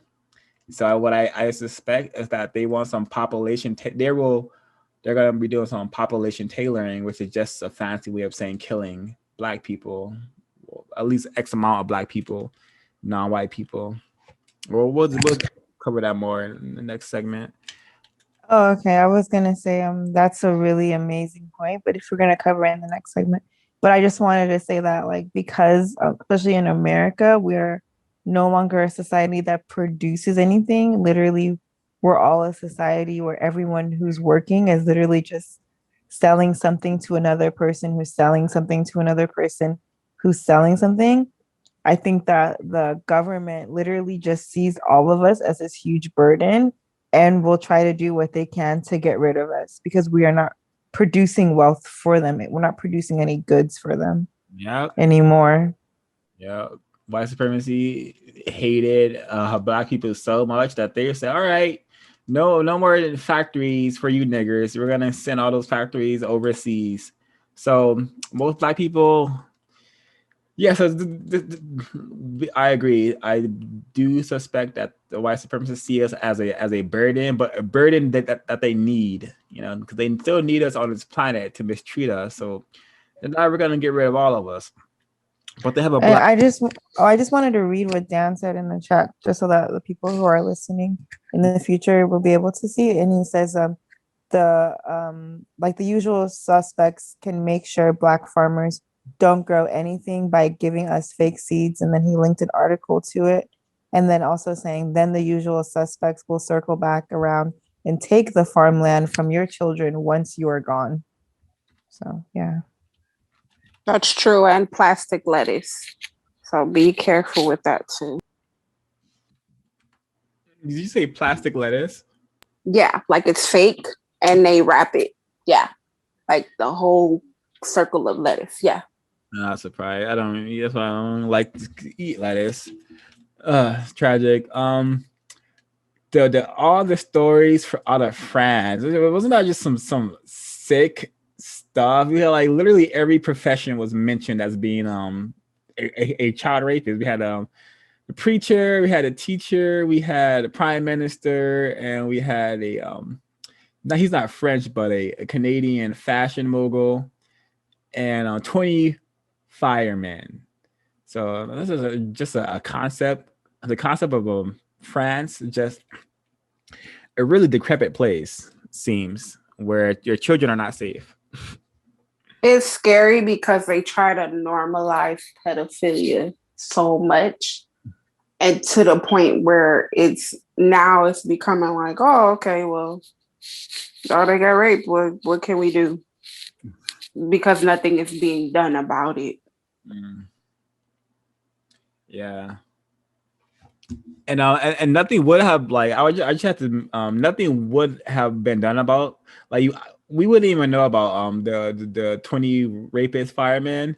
We wouldn't even know about this if people hadn't like protested to get this out to the world, because this happened a while ago, but it's just now coming to the surface because people were protesting, and then the government had to comment on it again, because initially they had just said no, the fine, this is consensual sex, like the 13-year-old victim who just had a seizure, she consented to being to having sex with all these firemen while she was in the hospital. Yep, that's what happened.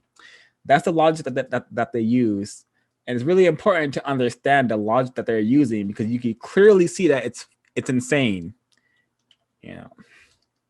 It's insane, and it's very anti children. White people don't care about their kids. They don't care about anything, especially their kids.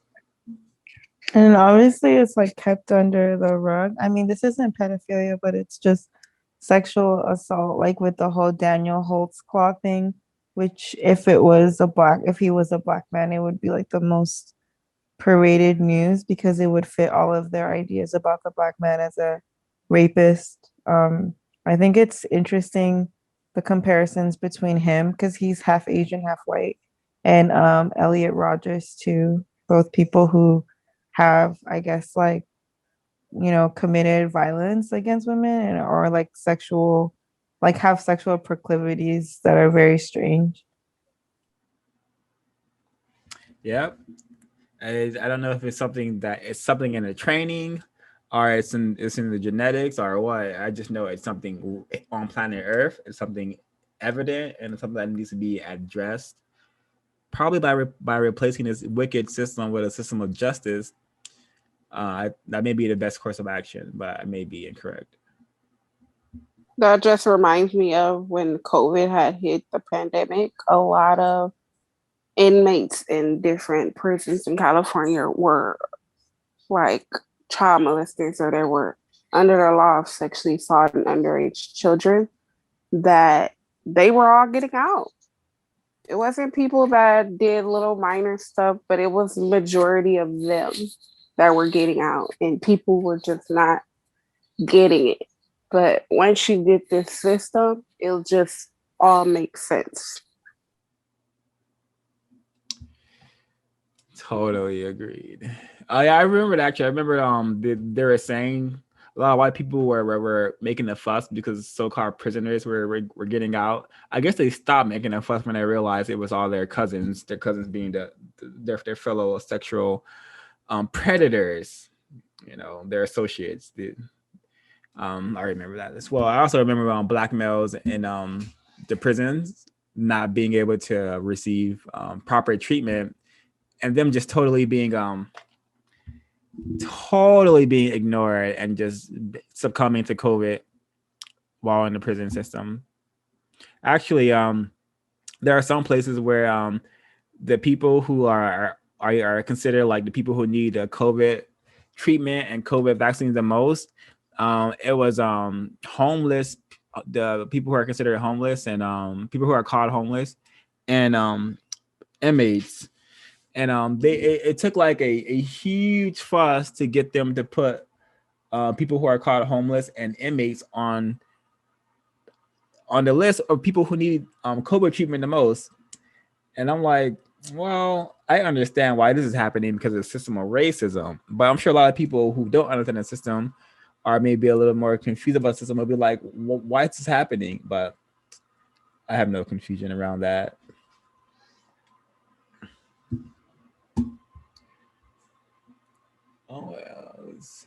Oh, the George Floyd, you take my breath away.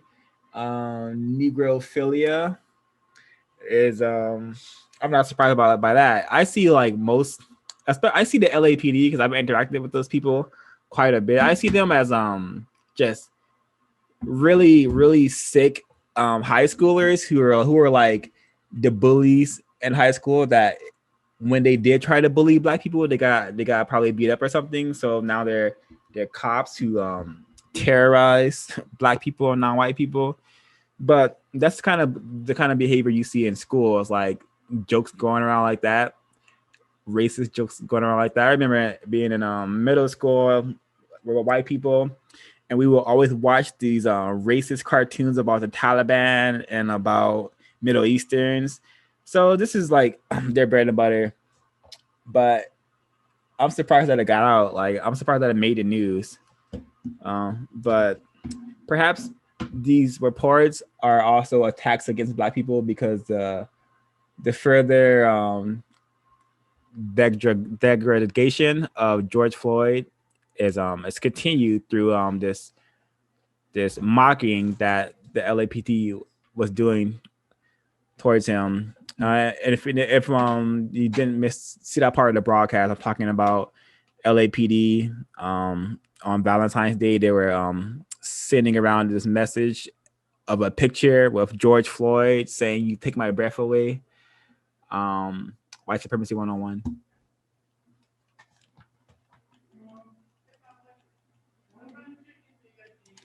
Should we get into the last segment?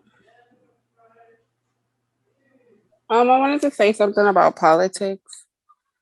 Is that the last segment or is this segment? Yeah, that's the last one of segment 2. Oh, okay. I wanted to state of the Donald Trump getting indicted. It just they did the trial for show to make it seem like to these non-white people that they were actually quote unquote doing something. But majority of people that do know the system knew that he wasn't going to get indicted, that nothing was going to happen to him, even though they had evidence in the phone calls that he had, et cetera, et cetera. Everybody knew that nothing was going to fall under him because the whole agenda was to push like that they're not a racist system functioning. So let's punish him in one way or the other. When in reality, okay, we're going to impeach him, but we're not going to indict him. He's not going to get charged with anything.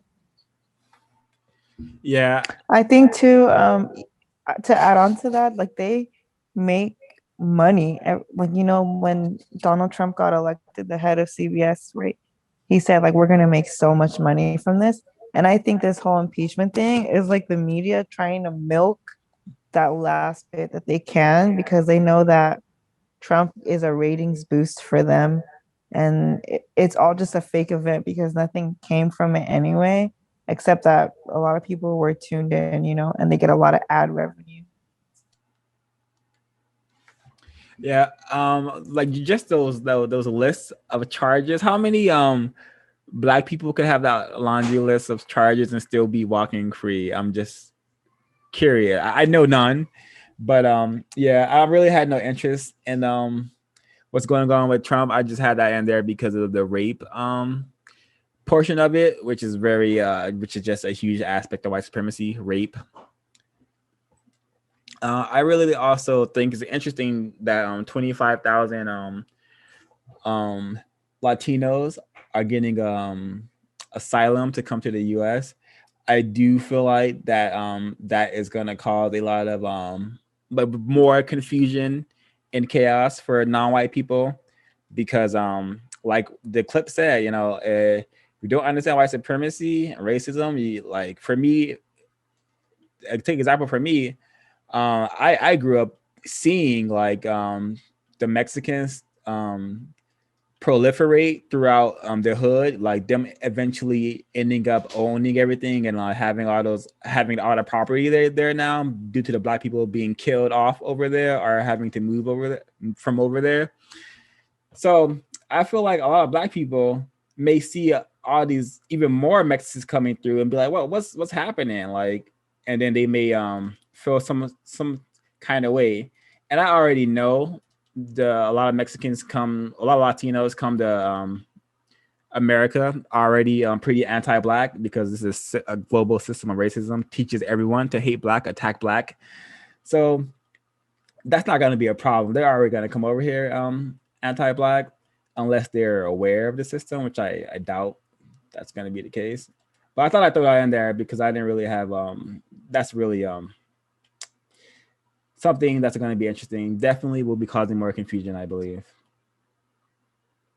I just want to say to Hispanic people, Mexican, whatever you are, that I think a lot of them don't understand that white people don't like you neither.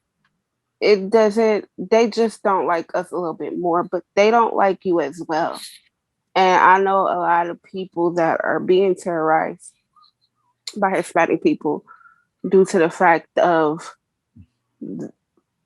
you fighting each other with all this division, but then the realization of all of us get killed, all of us, majority of Hispanic males and black males get killed by the police. Is we're all in this land where we're both struggling in the system. They don't like you neither. Of course, they're gonna probably most likely take your side as opposed to a black person. But if all black people was to be extinct and died out, you will be the most oppressed under this system. So they don't like you will be the next behind us. So you already being oppressed. They don't like you neither. So as much as y'all come together for yourselves or get it together, you need to get it together in this system of fighting for justice and correctness because you're as oppressed as us. You just get a little advantages as more than we will. Black excellent comment, Miss CJ. It reminds me of during the George Floyd protest, where like the Latin Kings teamed up with the LAPD to terrorize black people and to abuse the protesters who were going through their neighborhoods. And I was like, wow, this is pathetic. You have the so-called Latin Kings, which is supposed to be like a gang working with the police. But then I'm like, what am I talking about? This is white supremacy. This is what's supposed to happen. People have like races have like the people of the world's white people have long gotten other people to team up with them and attack and kill black. But which is a clear example of how like the lack of deep self-respect that Latinos, Hispanics, whatever they are called by white people have, and it's not that far off from the level of deep black, the level of lack respect that black people have. You know, all victims of white supremacy are in a very pitiful state, I believe. So, and I hope when I say stuff like that, that non-white people or black people are in a pitiful state, it's not seen as an insult, but as a accurate description of what I am seeing and experiencing.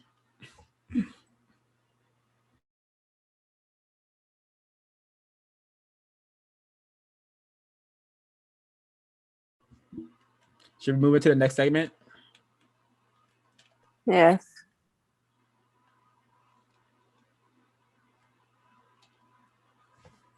Alrighty. Dun, dun, dun.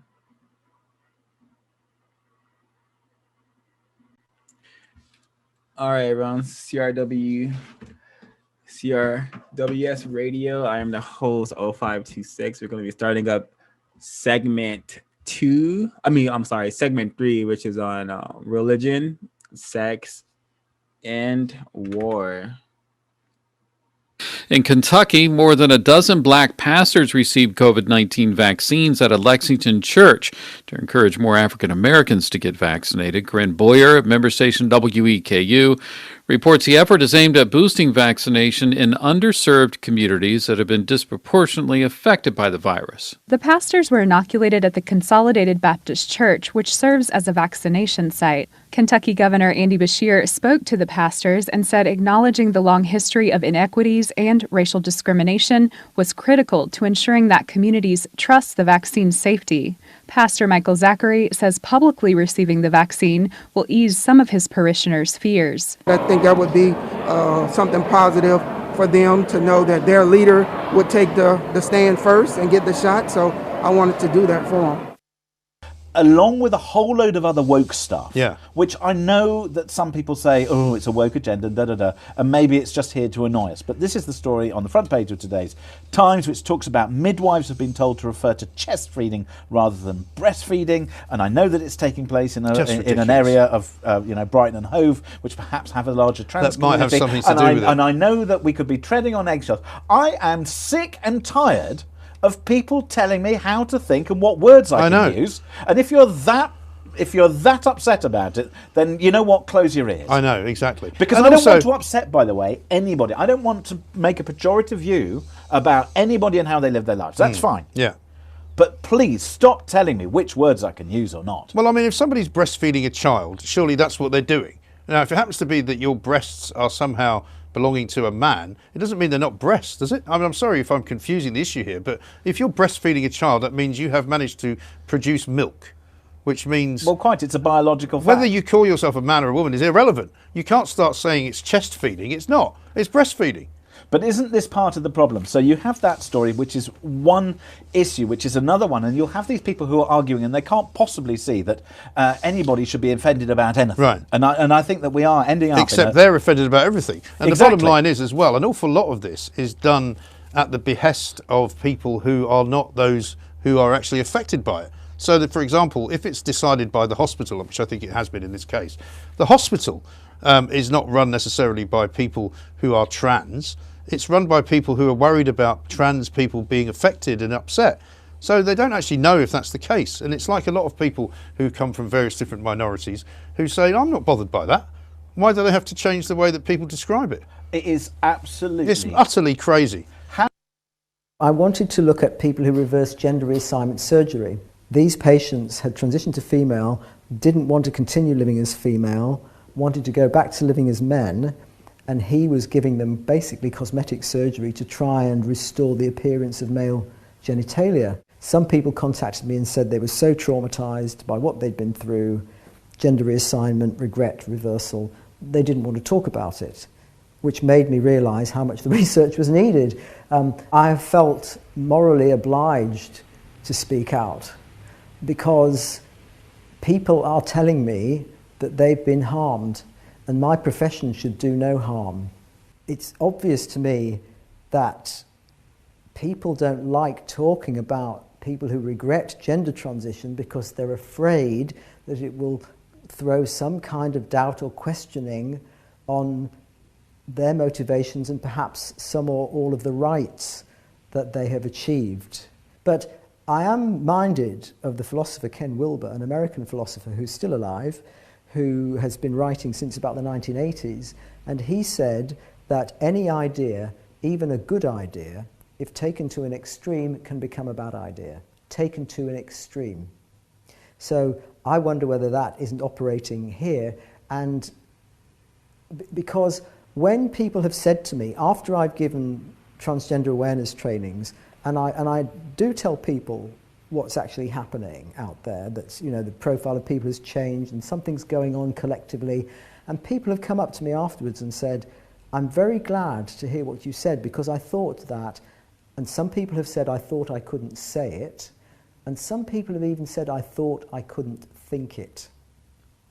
So That means that people are self-censoring thought, not just speech. This man is in court to face a judge. I'm sorry for my actions. Did he do what he's been accused of? I miss Erica, my wife, terribly. Or do they have the wrong man? Beautiful Erica Crippen Crosby, a young mom, had vanished. She would never leave her kids. Not reported missing for 8 days. I looked at my husband and I said, something happened. Where was she? Was she dead or alive? Would authorities get to her in time? Erica was a very loving, funny child. Loved to play practical jokes on people. She was very energetic. She was an awesome mom. When Erica got together with Kyle Crosby, she was a smart, sassy single mom to 5-year-old Amira with the goal of becoming a doctor. Erica and Kyle knew each other from high school and reconnected years later on social media. At first, their relationship was a whirlwind romance. To me, their relationship was like a Cinderella thing. Yeah. Like she lost her gold, her slipper, and he found it, and he's Prince Charming. Erica was crazy about Kyle, and her family loved him too. We love Kyle. Yeah, we did. We took him in as one of our own. Like he was like a son to me. But not everyone was a fan. It was just this vibe I got from him. But I felt like I was the only one that felt that way, so I kept it to myself. Over time, Erica would confide only in her best friend Amira's Torres about the troubles brewing in the relationship, like his drug problems, past criminal record, and fights which at times turned physical. I always had a feeling against him for what he always put Erica through, how she used to cry, but that's her partner, so I still have to love him and I still have to support her. And sometimes they come to the conclusion, quite often, that, well, we have too many dark-skinned people in this particular area at this particular time. So we're going to have to tailor that population. And that's a term that I gave to it. But what it really means is kill people. We're going to poison the water, or we're going to unleash a dam on them and flood the area so that they'll have to go to higher ground, all right? And in trying to do that, they will perish because we will see to it that they will. Because we're not going to rescue them. And, or we'll just send in soldiers. Now, we don't like to do that. And we'll just, under pretense of we came in there under threat of they cooking up something against us, some type of terrorist activity, and we'll just slaughter them. And we'll do this for about 6 months or maybe 6 years or whatever time it takes to do it in an orderly manner until we get that population down to where it ought to be. Or we just might send in some doctors and give them all AIDS and knock off maybe 3 or 4 million that way. And we'll get that population down. We say that the projected population in that particular area for the next 5 years is going to be 20 million. We need for that area to be cleared out down to about 5 million. So when we get it down to 5 million, then we'll cut off the killing. And we will actually go in and help whatever tattered survivors that they are, and make us look good, because we like to feel good about ourselves. That's a part of the program. You know, all conquerors do. You know, we don't like to think that we are inhumane. It's just the cost of doing the business that we have chosen, like in any organized criminal organization. And that's what population tailoring means. And by doing so, see, you can govern the future of what's going to happen in any particular area, anywhere in the world at a given time, for the next 100 years maybe, just by tailoring the population to the way that you want it. The West African country of Guinea has officially declared a new Ebola outbreak. At least 3 people have died. They're the first declared cases in 5 years, ever since Guinea and 2 other African nations fought the world's deadliest Ebola epidemic. The World Health Organization confirmed an Ebola resurgence in Democratic Republic of Congo just last week. You guys moving right to left, behind the wall! They're Australia's elite soldiers. For more than a decade, the Special Air Services Regiment, or SAS, carried out covert operations in Afghanistan. they're going to look back and see that we were the guys in there murdering and invading and not there to do something that is honourable. In your opinion, were war crimes committed in Afghanistan by Australia's Special Forces? Yes, there were. You can't shoot unarmed people and not call that murder. Billowing clouds of tear gas filled the streets across the capital. Anti-government protesters chased down and smoked out by the police. Every age group is involved in this street battle. The stinging gas can't be avoided. This was a day promising revolution against President Moise. It was consistently and indiscriminately stamped out.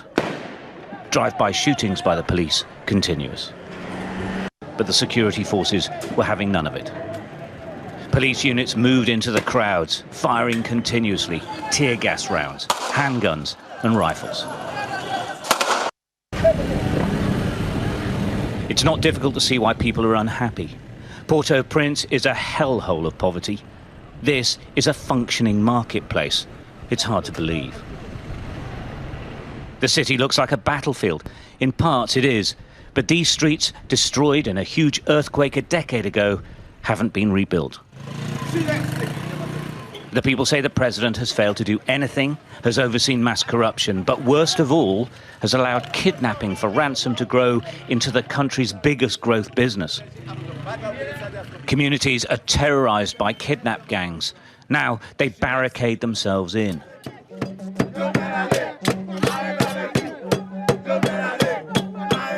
Protecting themselves with machetes. The rich and the poorest are all targets for the kidnapping, and they blame the president. The United States is a friend of Haiti and he likes the Haitian people. Take him out of power. A disorganized political opposition say they will continue their moves to oust the president. But each day this country, already one of the poorest in the world, is sliding into absolute anarchy. Stuart Ramsey, Sky News, Haiti. In broad daylight, a teenager is about to be shot. The protester circled is Mia Twetwe Kain. She's taking cover with her sister and other protesters in Myanmar's capital when you hear a crack. We've stopped the tape, but immediately she collapses and is dragged away. Head. Doctors say the brain damage is extensive. She's been in intensive care since Tuesday. 9th, the day of the shooting, was the most violent so far. As well as water cannon, live rounds were being used by the authorities. The military says it opened fire at around 12:30 in response to violence by demonstrators. Photos from the scene show at least one officer with a submachine gun. This is not a weapon that fires rubber bullets. This is not a weapon that fires less lethal weapons. This is a weapon that fires bullets which are, designed to kill. Today is Mia's 20th birthday. It's unclear if she'll ever wake up. Let's get started now. Clashes between rival tribes in Darfur have left more than 130 people dead, 2 weeks after the end of a peace mission in the volatile region of Western Sudan. The violence is the deadliest since the end of the December 31st of the joint UN and African Union peace mission in Darfur, which has been operating in the vast region for 13 years. On Monday, at least 47 people were reported killed, while 83 died in separate weekend clashes. Michelle Ngele Odhiambo with the details. Ahlam Hamid fled from her home in Sudan's Darfur region 17 years ago when government troops and militiamen, some on horseback, raided her village and clashed with rebels. Now she worries she will be at the mercy of those forces once more as an international peacekeeping mission deployed to contain the conflict abruptly pulls out. My name is Ahlam Hamid. I am a representative of the Kalma camp, and we are on the 7th day of our sit-in, which we have organized to protest the withdrawal of the UN amid forces. And despite this sit-in, the Security Council did not respond to our calls. The decision is final. but I hope they can take back this wrong decision and be ready for any attack that might happen at any point, so they can protect us and not leave us to die like before. Libya's Mediterranean coast has become a death trap for tens of thousands of refugees. Despite restrictions imposed by the EU, some humanitarian organisations are still trying to rescue migrants in distress at sea. Some folks say we're the traffickers' accomplices, but we're here because people are dying. If Libya's Coast Guard picks them up, these migrants will find themselves in one of the country's dreaded detention centres. Situated in the Horn of Africa is Ethiopia, a landlocked country of about 114 million inhabitants. Since November 2020, the Tigray region in the country's north has been embroiled in an armed conflict. A war between the Tigray People's Liberation Front and forces supporting Ethiopian Prime Minister Abiy Ahmed. In January this year, the United Nations revealed that it had received disturbing reports about the rampant use of sexual violence in the conflict. This included reports of individuals being forced to rape members of their own family. Well, we're seeing what some people have termed as a bold move by the government to admit that indeed sexual abuse was done in the northern region, where we know the government has had a military operation since November of last year. Well, this is something that was flagged up by some international agencies and some local citizens, but we never really saw the government coming out to admit. So this admission is the fact that, for some people say it's a good thing, because then that means the government really sees how grave the situation is, and it might really help the people or the victims of sexual abuse, because now the government then is moving in to offer mental support and asking for more help internationally and locally to be able to give mental support, physical support to those who have been affected. Well, it is a bit sad, and very sad actually, for those who have been affected, and it kind of opens up a different kind of wound where people are looking beyond the military operation and saying that targeting the women and female gender on the other side of the northern region is really unfortunate. The Ethiopian government has now admitted to this grim reality. Rape is indeed being used as a tactic of war in Ethiopia. Scores of women have been raped since the conflict began. The state-appointed Ethiopian Rights Commission says that 108 rapes have taken place in the last 2 months alone. Many others have gone unreported. Victims have identified their abusers as both federal forces and the liberation troops. Most of them say that they were offered a harrowing choice by their tormentors: be raped or be killed. Countering Racism, White Supremacy Radio. That was segment 3. Religion, Sex, and War. I just want to get the comment about the religion. I think at this point, like, it's really funny how the white supremacists are all, it seems like they're on autopilot. Okay, they want blacks to do something. They will get celebrities like Tyler Perry, because the last broadcast we discussed how they were getting Tyler Perry, were racially showcasing Tyler Perry, who was vaccinated on camera, and now they have these pastors getting the vaccines. And I think it could be very symbolic, because religion, black religion, like the religions that I grew up around, and I believe possibly CJ grew up around in the area of South Central, like these churches and these Christian religions have done nothing to help black people. And I think if pastors are trying to get black people to do anything, I'm highly suspicious of that automatically, because pastors promote white religions that play a huge role in maintaining white supremacy and brain trashing fellow victims of racism to the point where they feel like their white Jesus is all they need to protect them from white supremacy, which is insanity.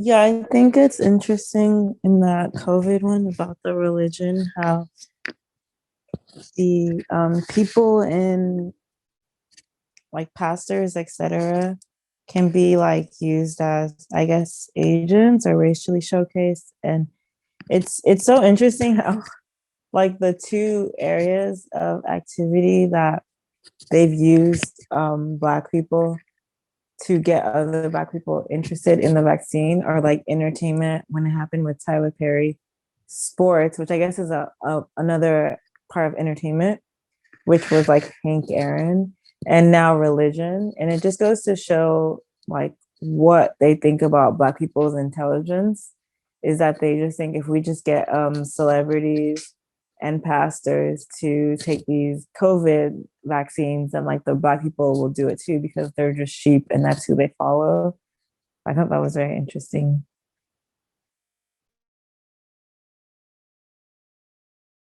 I think they feel like most Black people or non-white people need a leader, that we're kind of the follow the leader group of people. So that's the only way that they feel like they can reach us, is to have somebody significant up there that we can run to follow the lead of. And it goes along with how they run their business, because if you have a problem with taking the vaccine shot, then you will have a problem with another Black person. See, that's how they set everything up.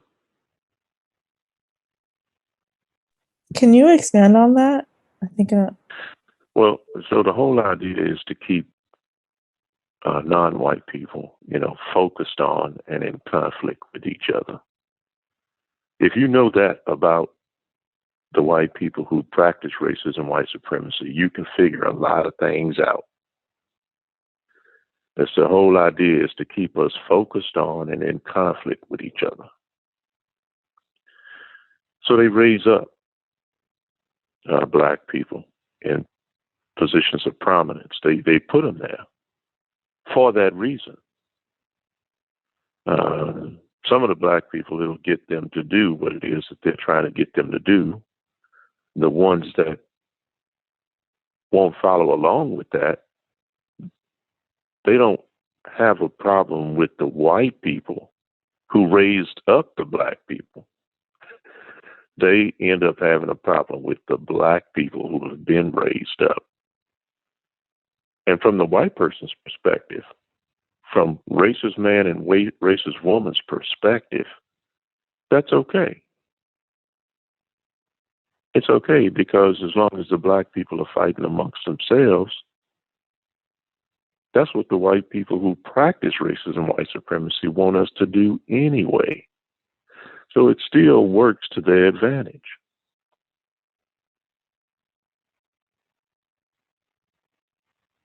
Black people talking about, yeah, Tyler Perry doing this, and they asked LeBron to do it. They asked this person to do it, these churches, these Black churches. And all of a sudden you got a whole bunch of Black people arguing and fighting with each other about a vaccine that none of them made.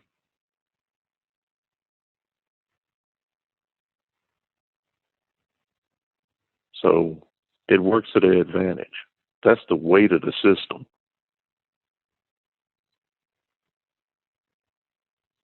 Yeah, I could totally see that. Like even I think so-called cancel culture is a huge example of that, where the blame is put on the black person and never the system of white supremacy. What was the just all the chaos and conflicts across the globe, like for many of the conflicts that I mentioned, not on the surface it will look like that no white people are involved, but if you understand the system of white supremacy, you would know that racist men and racist women are always involved and stuff like that going on, because they make all the weapons and guns and control who has all the weapons and guns. And B, their bread and butter is war. So anything looking like war, people dying on a massive scale or dying in huge numbers, I'm certain white people 100% are always involved. The Ebola crisis 2.0 starting up in Congo, the place with the most minerals on the planet. Very suspicious, not surprised at all. The ISIS, Ebola was even mentioned in the ISIS papers in chapter 25, the white supremacy mindset. And I'm certain that this is biological warfare again happening in the Congo to keep those black people in the lowest positions and heavily controlled, because they need total control on Congo to control the rest of the planet, I believe. Yeah, they have to do that. There just isn't enough white people on the planet to watch all the non-white people that are on the planet 24/7. There just ain't that many white people. And in order to control them, you're going to have to watch them. So what do? They get the non-white people to watch each other, to argue with each other, to fight each other, to kill each other. And they give them the means to do that.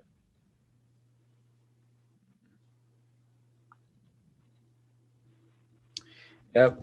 I'm reminded by the last report from Ethiopia with the soldiers raping the women there and forcing family members to rape each other. Reminds me of the very same things that white people were doing to black people when they got to the continent. So I'm like, this is really tragic and sick that these black people have been trained to do the same exact thing that were done to them about 100 years ago. And that's really sick. And the government, like, the government to go and confess or to state what it's doing and it to not be held so-called accountable should be a huge should raise everyone's antennas that this government is admitting to war crimes and nothing's going to happen to it, which let us know that perhaps they're not controlling what's happening over there. Perhaps white people are, and perhaps white people are to blame for all of the reports that have been broadcasted today, especially the one in Ethiopia, because that training, those behaviors are 100% white European behaviors given to black people. We learned in the ICE paper as well that black people rape due to being part of their programming, being trained by white people, and also due to them being totally powerless. And rape is one of their few ways where they can exert power over someone else outside. It's a way to act immediate power, which is the only kind of power that black people have. Any other comments? We covered a lot of news. I'm sure there's something cross into you guys' minds. Yeah, I think that Mr. Williams made a really good point about, like the white people being like choosing who, like, if the depending on the population, choosing what to do with the population and adding it into the context of the wars. A lot of times it is like, it makes a lot more sense when you see these wars. A lot of people think that they're just like nonsensical, but it makes a lot of sense when you think about all of these people are vying for resources that are on their own land, but are allocated to them by white people.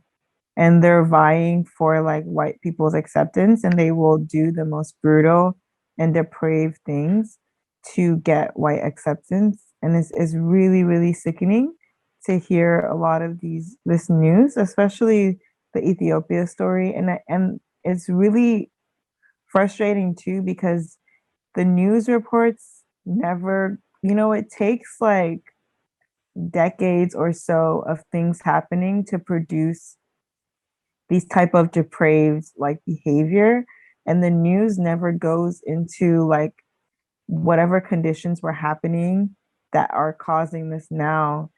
And it does that on purpose to show these countries in these perpetual cycles of nonsensical violence, so that we just always associate the Black person with nonsensical violence instead of understanding the proper context that these situations are in.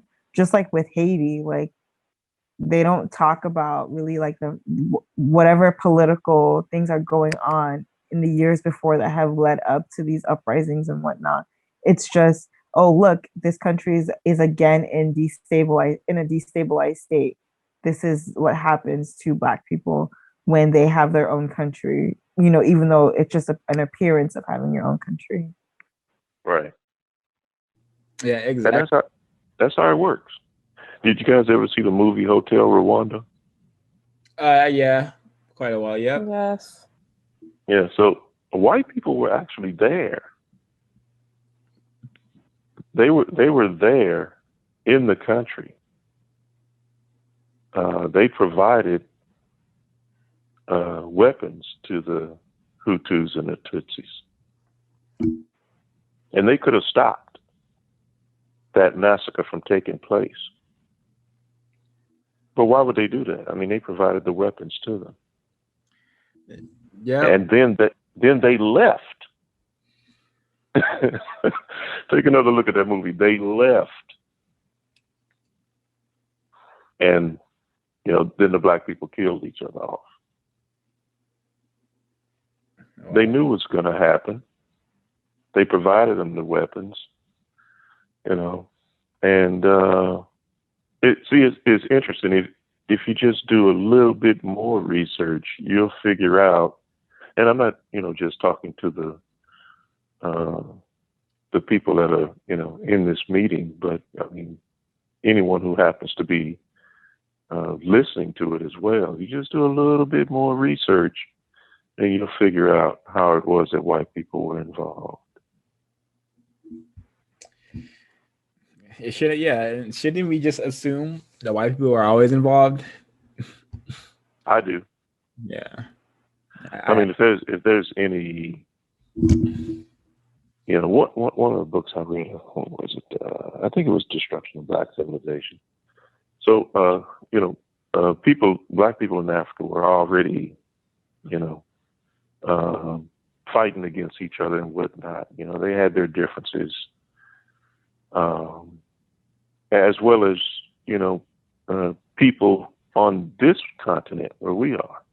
The same thing, have their differences and fight against each other. For the most part, find a way to live together. May not be in harmony, but I mean, we weren't mass killing each other off, right? But what the white people who practice racism, white supremacy,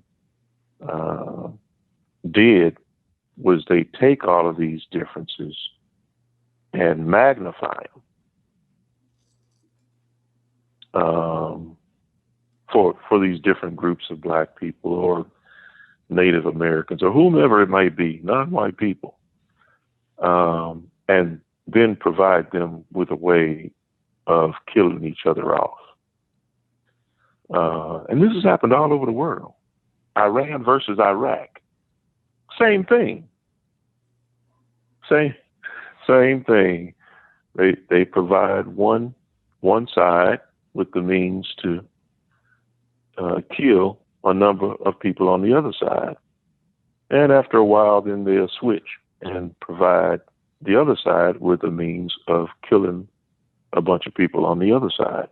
And they'll keep this going back and forth for years. For years. And this is the reason that part of counter-racist code is, you know, if you're going to fight against that, you can't participate in it. Yeah, you can't participate in it at all. So it's understandable that you defend yourself, if you're being threatened or whatnot. But having all of these different, gangs and organizations whose prime focus is to kill off other non-white people, that's the reason counter-racism code is very strict in, not criticizing other non-white people. Not fighting against them, not arguing with them, not killing them off, unless it's a situation of self-defense. When you're doing that, you're doing the work of racist man and racist woman. Yep. They are the ones who benefit whenever non-white people get into that kind of situation. They are the ones who benefit. And after, some of them, they kill off X amount, then the white people I think Fuller was talking about this in the clip that you just played. White people will come in and try to help the people who are left standing.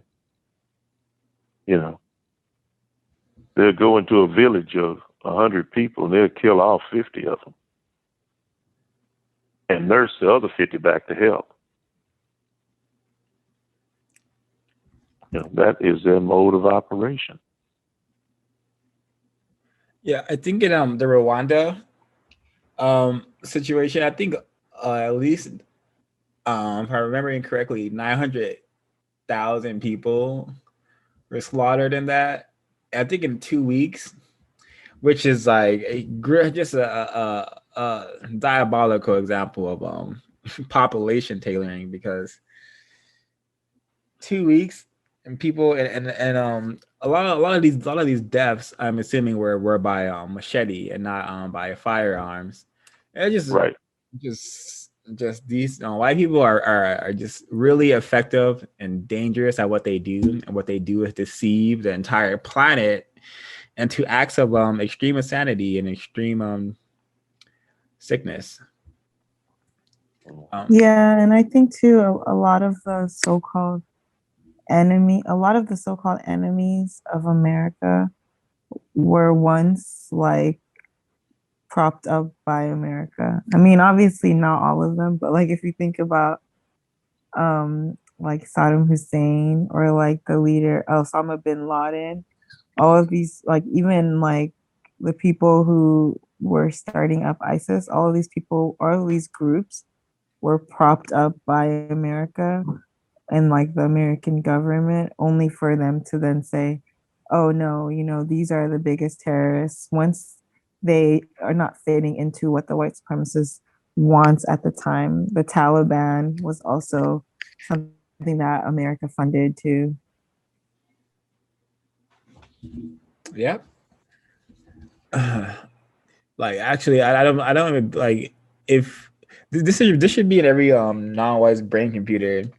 No non-white person can get a gun or a bomb without the help of white people.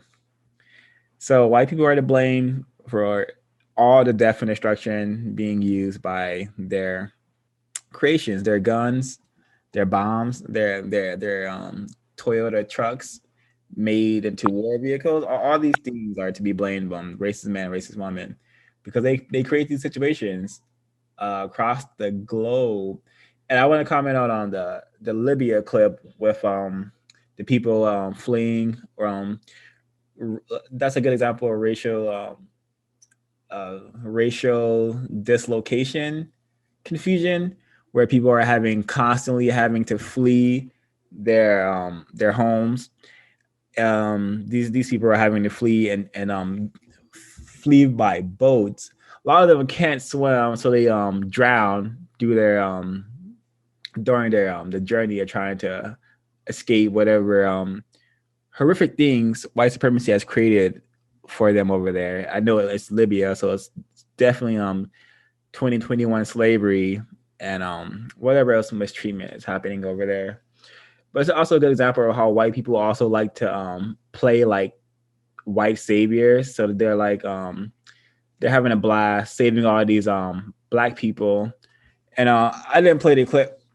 Well, I didn't play that part of the clip, but there was in that documentary, there's one part where like you get to hear the people who are being racially dislocated, and one of them says, "Thank you, thank God for you. You saved my life." You know, I'm like, this is white supremacy 101, putting black people in situations where they need to be saved by white people, so a white person can get their little happy endorphins going. Like, hey, I saved a whole boat full of black people. I'm one of the good whites, you know, which is a plot twist. No such thing as a so-called good white.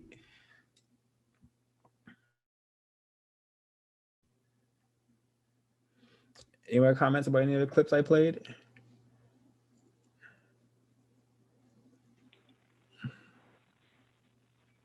Yeah, according to compensatory counter-racist logic, ain't no good people on this planet at all. I don't know if I've studied that much of the code yet, but yeah. So you got people who mistreat people based on color. You got people who allow people to get mistreated based on color, and you got the victims of that mistreatment. And none of those people are good people. Now, I've said that before, and people have asked me, they've said, well, how do we know that the victims are not good people? And it's because they're not allowed to become good. They're kept in a victimized state.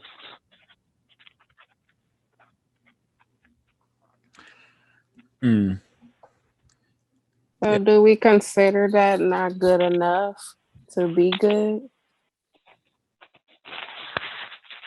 That's one way of stating it, but I mean, sooner or later you got to come to the definition of, you know, what does a good person do that nobody else does?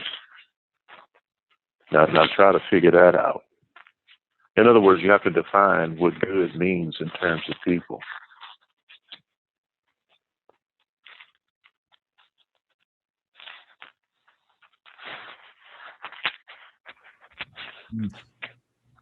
I want to talk about, I think the Darfur clip is also another good example of what you mentioned, Edwards, about the racist man and racist woman putting the tribes against each other to fight each other for years. Because I believe that's like a over a decade long conflict. And as you can see, it hasn't taken any breaks, because 130 people were just killed over the weekend or sometime this month, which is this stuff will continue 24/7 until racism is replaced with justice. It's just I believe victims should be informed of what's happening on planet Earth. Perhaps it will encourage victims who are not attempting to produce justice. It will encourage them to potentially start attempting to produce justice. And I think to refine my statement for earlier, I would say that there's no such thing as a as a constructive white person. They're all destructive to me, to Black people. They are constructive when it comes to maintaining white supremacy for themselves, because it doesn't benefit me for white supremacy to be here unless we consider crumbs and this cell I call my dwelling constructive.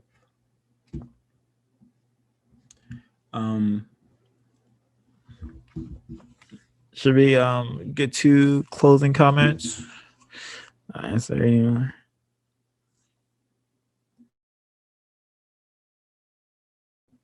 Yeah. Anyone like to start? I'll start. I really enjoyed this radio session. I learned a lot, and it's so good having this because like every time I hear someone talk, they're bringing up one of the books that we're reading, and it's good to like read these books and then hear these news clips and be able to add context to everything that we're reading. So I think that this is only like heightening my understanding of racism, white supremacy. So I think it's really useful. Yeah, so I appreciate it, and I'm excited for the next one. I'm glad to hear everybody's stance on everything, and I'm glad to understand and decode the situations of the actual life events that's going on under this system. Things because of reading and listening to lectures and watching videos or documentaries, it's starting to make more and more and more sense of decoding all situations. So I'm just excited to learn more. Just learning is a power that the white system would not like for non-white people to have. Ain't that the truth? I'm always thankful for constructive conversations. I'd like to say, though, that if I ever say anything that anyone disagrees with, don't hesitate to call me out. I mean, at any time. A lady asked me early on this call to expound on something. And even in the process of explaining, if something doesn't make sense, don't hesitate to call me out. I mean, I haven't done nothing. You know, the system of racism, white supremacy is still here. And so I could be saying something incorrectly or doing something incorrectly. And I would hope that non-white people would correct me on that. And the sooner the better. Well said. I feel like every victim should have that mentality. But according to the code, it's on code to correct people or attempt to correct people, and then that criticism not turning into an argument. Yeah, understood. It won't turn into an argument with me, I guarantee you that. I'm aware. I know. I immediately go into the question mode. Immediately. So, thank you. Question mode. I think for the next session, I will be coming with sessions to questions. But for me, this is a really just further study into what my life has been, white supremacy. It's unfortunate that I am living in this system, and I have realized to the degree of how wicked and evil and white this system is. I think it's constructive to get these kind of things in the airwaves. So even if not by, even if not anytime soon, maybe X amount of years from now, some people may discover this content and say, "Yo, I want to do stuff like that. I want to also try to solve the problem," because I feel like this is how we're going to solve the problem. We need, in the effective numbers, people doing stuff like this, just talking about the problem, studying it, learning it, and being brave enough to call it what it is. Because I believe that's all what we're attempting to do. Just study this system and call it what it is. And it's unfortunate that for a large majority of our history, we were murdered and killed for calling things what they are and for thinking. And now that we do live in a society where we can think and call things what they are, we, for the large majority of us, don't know that we should be doing this or don't care to be doing it, which is very tragic. But I don't think the creator is gonna get us out of this mess. I don't think any God is gonna get us out of this mess or religion. I think it's gonna take Black people doing things, not talking about doing things, not thinking about doing things, but Black people doing things. And I hope that at least segment two will inspire some Black people to get serious, because they should want this planet to be rape-free, killing-free, violence-free, child raping-free. If you don't want a planet like that, then yeah. Dad, would you like to give a closing comment? Or can I close out?